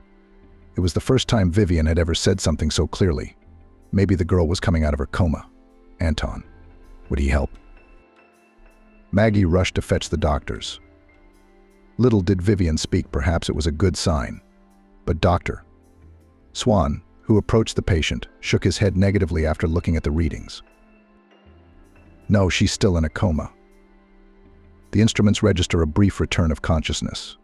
It happens occasionally, but unfortunately it doesn't mean much. The girl is stable, but no improvement is imminent, and it is no longer likely that a miracle will happen. Time is running out, and time in her situation means a lot. Maggie returned home at that time in frustration. Anton Claridge, it was a name the woman remembered well. Vivian had said he would help. Was it a coherent ramble or a request for help? She couldn't forget her sister-in-law's words. No, she would find out who Anton Claridge was by all means. He might actually be able to help the girl. But how to find him, this mysterious man? Who is he, anyway? You could ask Kamal, of course, but it's better not to bother him. Kamal's therapists have already started working with him. It looks like progress is being made. A careless word could undo the work of the therapists. Maggie would find out for herself. The woman decided to call Vivian's mother. Of course, she was understandably angry at Kamal and accordingly at all his relatives. But what to do? If Vivian can be helped in any way, would Maggie take that step? But Vivian's mother knew nothing about Anton Claridge. She sobbed into the receiver as Maggie recounted her daughter's words. The woman even regretted making the call. She tried to spare her son's life, but she didn't even think about the feelings of the victimized girl's unhappy mother. One should be more careful from now on. After pondering, Maggie McCullough decided to use the internet. But there were so many thousands of men of all ages besides Anton Claridge. It was not easy to find the right one among them, and yet Maggie didn't give up. She studied the social pages of these men, hoping to find some connection to Vivian. Help came when she didn't expect it. One day, as usual, she went to the hospital to see her sister-in-law. Now Maggie listened with special care to her occasional words and phrases. There was little chance that she might give some clue again, but in vain. Vivian no longer said anything of the kind and generally more often lay quietly, as if in a deep sleep. That morning in the intensive care ward, Maggie saw a young woman with tearful eyes. "Who are you?" "Exactly," Maggie asked the visitor. "Why did they let you in here? Are you a relative?" "My cousin's sister," she nodded. "And you must be the mother-in-law. I was told that you come here often, worrying about Vivian, helping the staff to take care of her, buying everything she needs. You may be the mother of that bastard, but you don't have any negativity towards me. I think you raised him right. He made his own choices. Nice to meet you, Maggie said automatically. Oh, I didn't introduce myself. My name is Lily. I understand your situation, and I'll try to help by following directions. Vivian and I grew up together in the same village. We were very good friends, as we were related. We went to New York to pursue our dreams. Except I was more fortunate. I went to school, got a good job, and she had a life that happened to her. So you and Vivian talked to each other a lot in New York? Maggie McCullough asked. Of course, we were thick as thieves. Then our paths diverged a little when we both got married, but she's still very close to me. I came to visit as soon as I could. When it happened, I was in labor and delivery. That's why I couldn't make it. Now I've finally made it. I see. You see, Lily, I have a very strange question for you, and Maggie told her cousin Vivian about Em and Claridge. You know, Vivian sometimes mumbles incoherent things, but she said so clearly Em and Claridge will help. I've been trying to find him, but do you know who he is? Of course, how could I not have thought of him? He's a rock star, a very famous man. He sells out stadiums. You've heard his songs, even if you don't like rock. They're on every radio. But what does this pop star have to do with Vivian? He was head over heels in love with Vivian. Back then, Emin was just gaining popularity, but he was already a wealthy and powerful man. He dedicated songs to her. He was ready to do anything for her then, and maybe now too. But she chose Kamel. Your Camel? I'm sorry, but I didn't like him even then. Careless, infantile. But you can't follow your heart. Vivian fell in love. If I were her, I wouldn't hesitate. Emin is such a talented, kind, generous man. Wow. Vivian didn't just say his name by accident, did she? Of course not. Do you know how to find him? I don't. I don't have his phone number or contacts. I see, Maggie said. So I'll find him myself, see where he's performing, and go to the concert. Then I'll get to him and tell him what happened to Vivian. Maybe that will help. Indeed, Lily looked at Maggie with admiration. You're a wonderful person. It's strange that you have such a son. I would go with you, but I have to go to the child. Thank you, baby. You've been a big help already. Maggie smiled at her. I'll be fine, don't worry. Now Maggie's goal was to find this Emin Claridge, to find and talk to him. If Vivian thought he could help, then he could. The woman had a very specific and, most importantly, achievable task before her. Could she do it? Of course she can do it. It'll be all right. Vivian Maggie stroked her sister-in-law's thin palm. It's going to be okay. Maggie told her family she was going to Los Angeles to visit a friend. In fact, the woman had already bought a ticket to see Emin Claridge perform. He just participated in the tour and in the next few days will perform in Los Angeles. That's where Maggie would catch him, get through to him, no matter what it took. Stephen, of course, was surprised. It's strange. It's such a turbulent time. Are you going to a friend's house? What if there's something wrong with Vivian? It's a troubled time, isn't it? That's why I'm going, Maggie answered. My nerves are all shot, and I need to reset them. Laurel invites me to his place for a couple of days, says we'll walk along the waterfront, talk to each other. I need that. And if something happens to Vivian? Stephen repeated. Vivian's stable. She's in a deep coma, but her life isn't in danger yet. I talked to the doctor. Keep a better eye on Camel. Remind him from time to time that we need him. But of course Vivian will need his help soon. Stephen nodded. You're right. You do need a distraction. Maggie has really taken a lot of the heat in this difficult situation. Stephen was working and Camel seemed depressed about what had happened and withdrawn. Maggie needed a breather and a reset of energy. After getting on an airplane to Los Angeles, she checked into a hotel. The meeting with the former classmate she had told her housemates about was just a legend. In reality, Maggie's goal was to get to an Emin Claridge's concert and try to make her way to him. Walking along the promenade and enjoying the fresh air, Maggie pondered how to get to Emin. It won't work, then I'll have to look for him in another city and try again, she thought. But the doctors warned that the longer Vivian was in a coma, the less chance she had. Time was working against the girl and all of them. Maggie wanted to ask Emmon to help with the money and getting Vivian to one of the best clinics in New York. They have the resources there to put such heavy patients back on their feet. And in their town, Vivian had virtually no chance. She would slowly fade away in a coma. Maggie couldn't let that happen. How would Camel live with that kind of guilt afterward? While Vivian was in the hospital, Maggie rethought the situation. She recalled various episodes and realized more and more clearly that Vivian was a kind, good girl. There was no better daughter-in-law for her well-to-do son. Now Maggie could not understand her own previous behavior.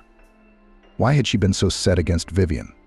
Why did she want to see the daughter of wealthy parents by Camel's side? Foolishness, a relic of the past.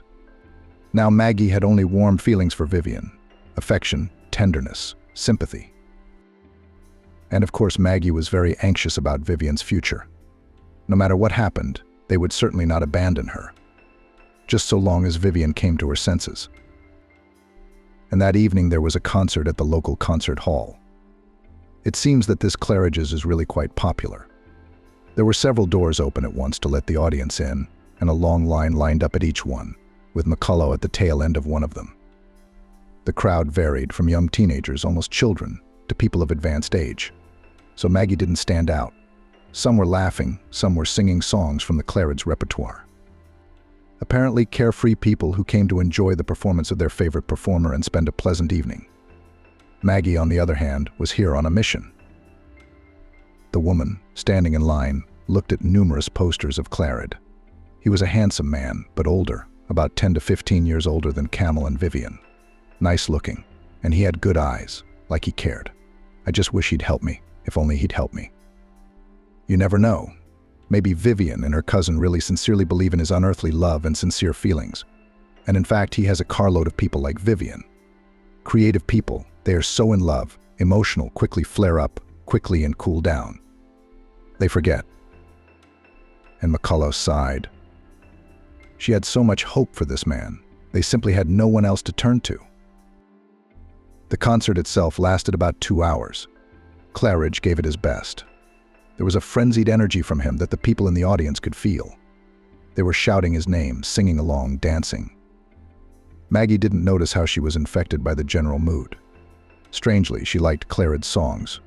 She wasn't much of a fan of modern artists, prejudiced against them. And for good reason.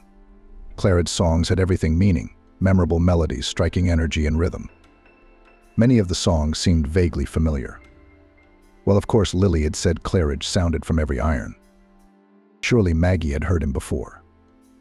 During her break, she went to the nearest flower store and bought a bouquet there for a lot of money. Of course, the woman had put a note in it just in case. Ideally, she wanted to be able to tell Claridge herself, but she didn't know how it would work out. In the note, she outlined the situation with Vivian in a nutshell with no details. It simply said that the girl was in trouble and asked Claridge to come to the back door of the concert hall at a certain time. She would be waiting for him there. The second half of the concert was just as energy-filled as the first. The crowd cheered to see their idol. Maggie involuntarily adopted this general mood. Claridge now seemed almost omnipotent. He would surely help Vivian. And now, at last, the moment was right. The last song was played, and people rushed to the stage. Many people carried flowers for the singer. Some just rushed to shake his hand. Claridge was in no hurry to leave. He seemed to want to talk to the audience, too. Several guys from the audience, noticing an elderly woman, made their way to the stage and helped her. Some pushed people, others gently led Maggie behind them. And there she is standing at the stage with her bouquet, and Claridge looks at her and smiles warmly. This is the moment of truth. It couldn't have come at a better time. Vivian's in trouble. Maggie shouted loudly. The Vivian who was a waitress at the bar. Is that where you met her? The smile slowly slipped from Claridge's face, and anxiety appeared in his eyes. The older woman was cheering. He remembered the girl named Vivian. It seemed to really still mean something to him.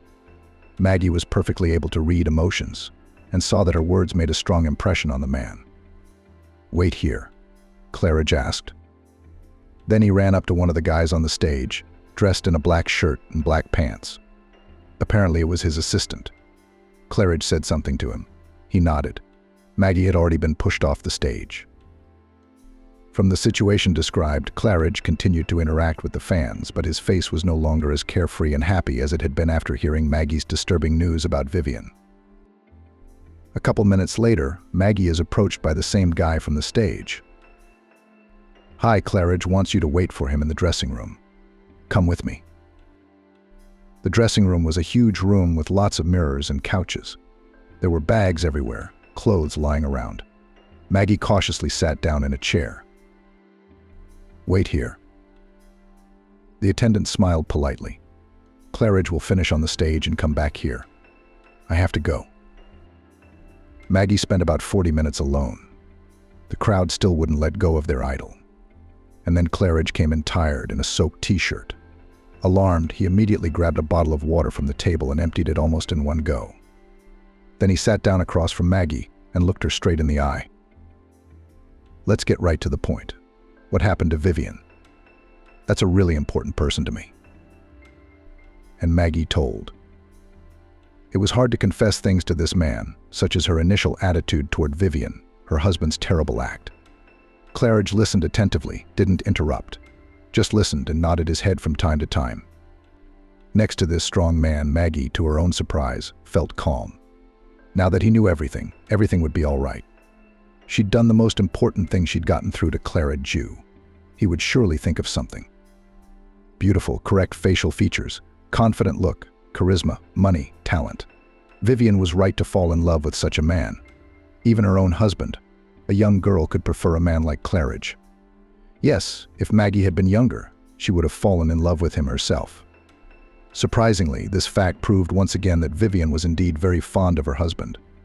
Maggie did not suspect her of greed. "Poor girl," Claridge said when Maggie had finished. "Who would have thought she would have such a fate? Your son. I'm sorry, of course, but what he did was extremely irresponsible, to put it mildly. I didn't like him right away.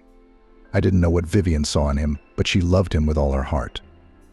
Maybe even felt sorry for him. She has a very kind heart." "So will you help her?" Maggie McCullough asked. She wasn't going to defend her son or change Emmeen's mind. Her goal was something else entirely.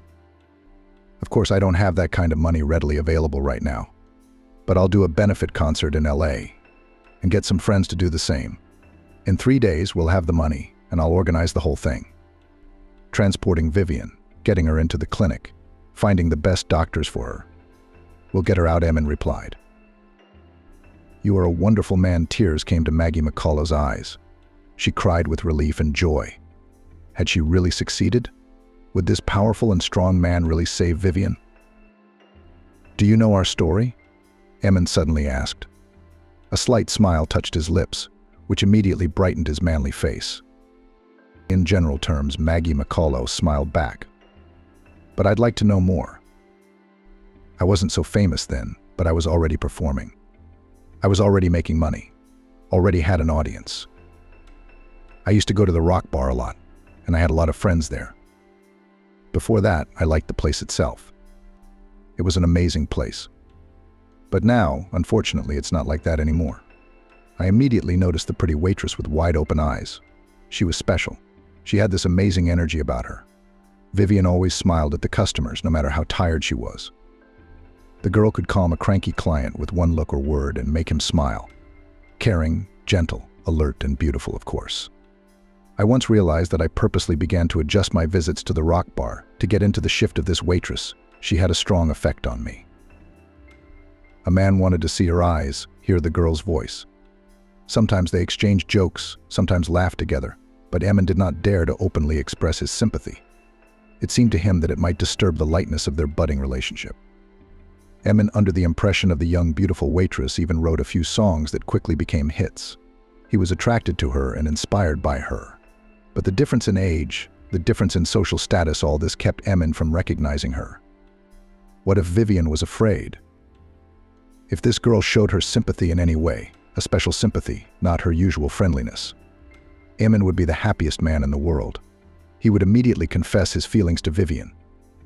He would have been able to make her life bright, carefree, pleasant.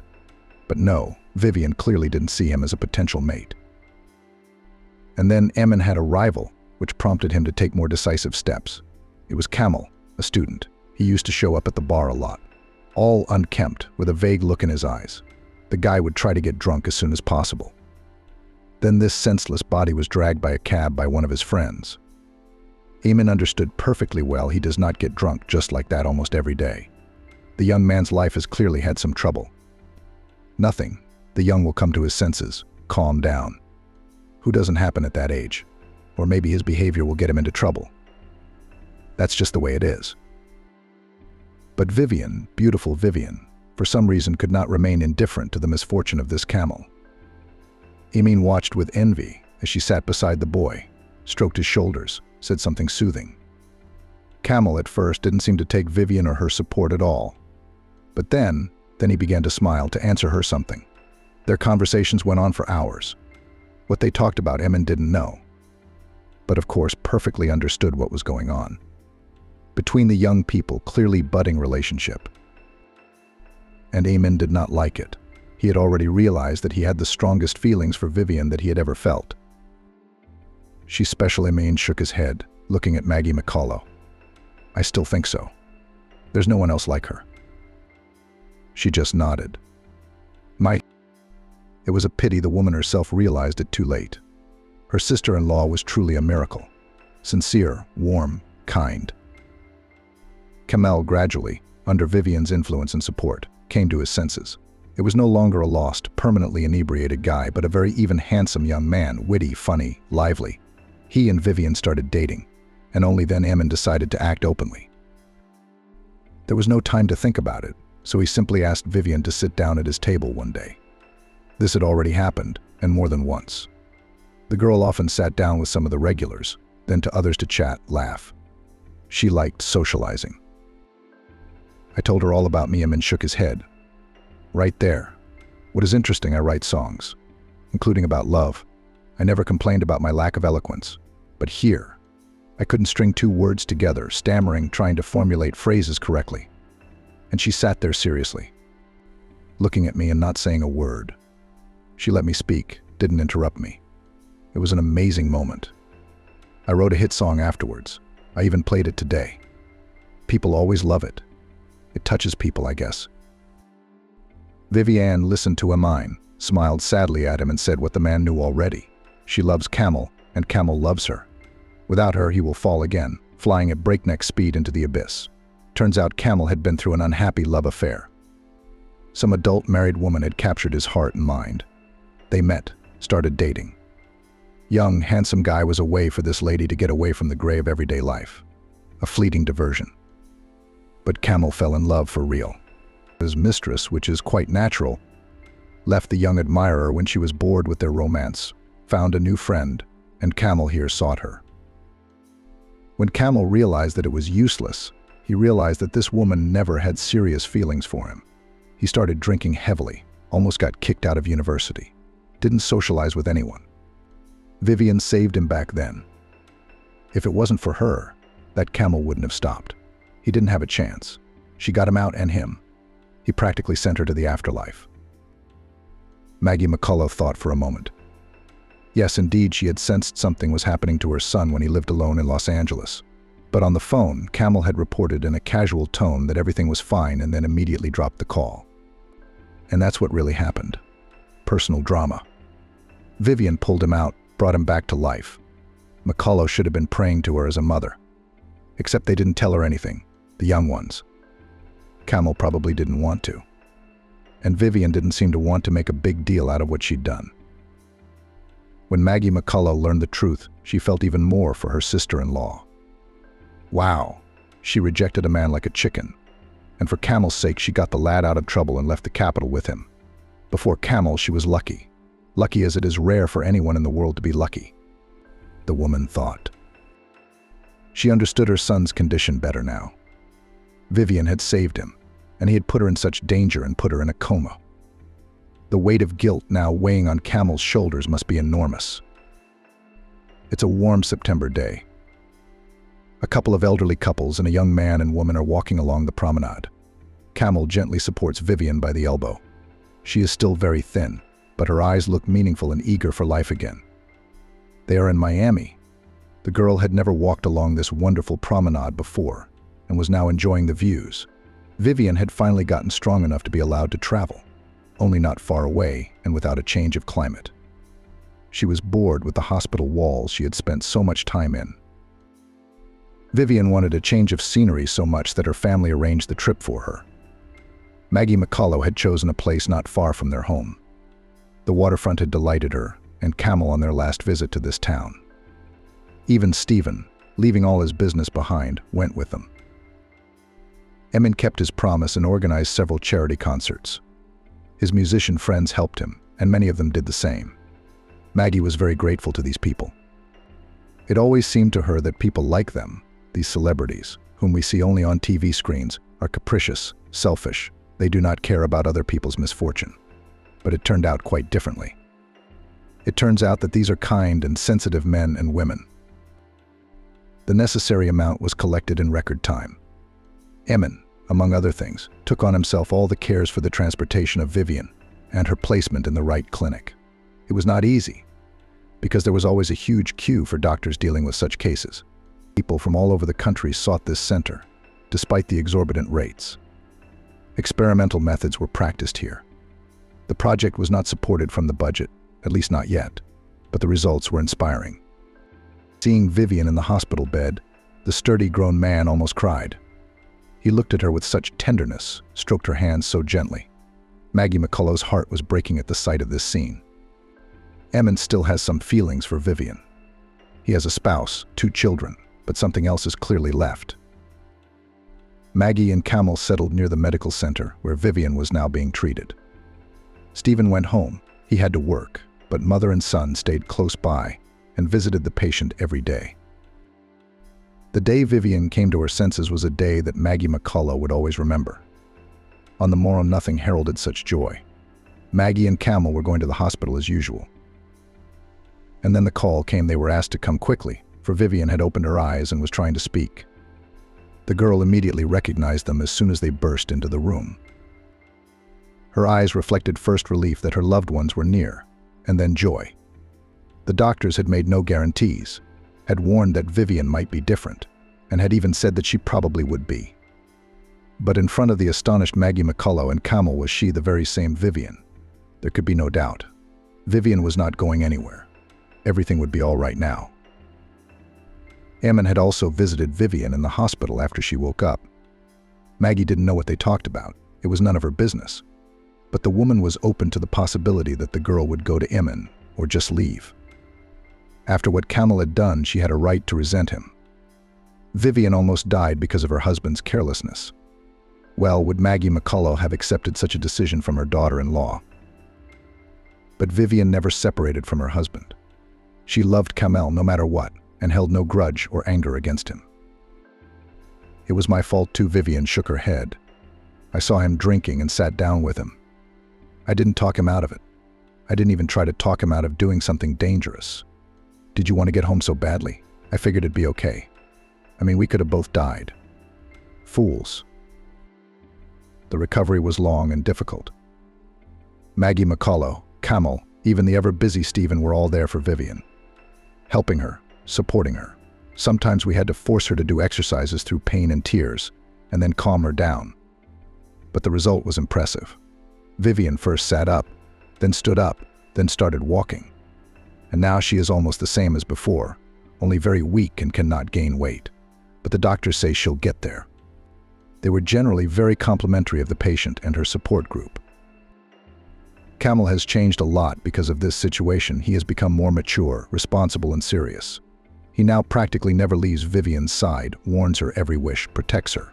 Youthful adventurism, carelessness, disregard for rules and frameworks, all this is in the past. It was all gone. Maggie McCullough was glad to see it. The accident that could have ruined the lives of so many people was a serious lesson for everyone. Maggie had learned a lot about her sister-in-law, and now saw her through very different eyes. The woman in general has changed a lot, became more attentive and tolerant to people, learned to notice other people's troubles and sorrows, and got involved in old age rock. Now Maggie McCullough was a loyal fan of Emin. His songs, it turned out, were so deep, They had so much meaning. One of Emma's compositions was exactly what was playing in her headphones right now at this moment. Maggie smiled.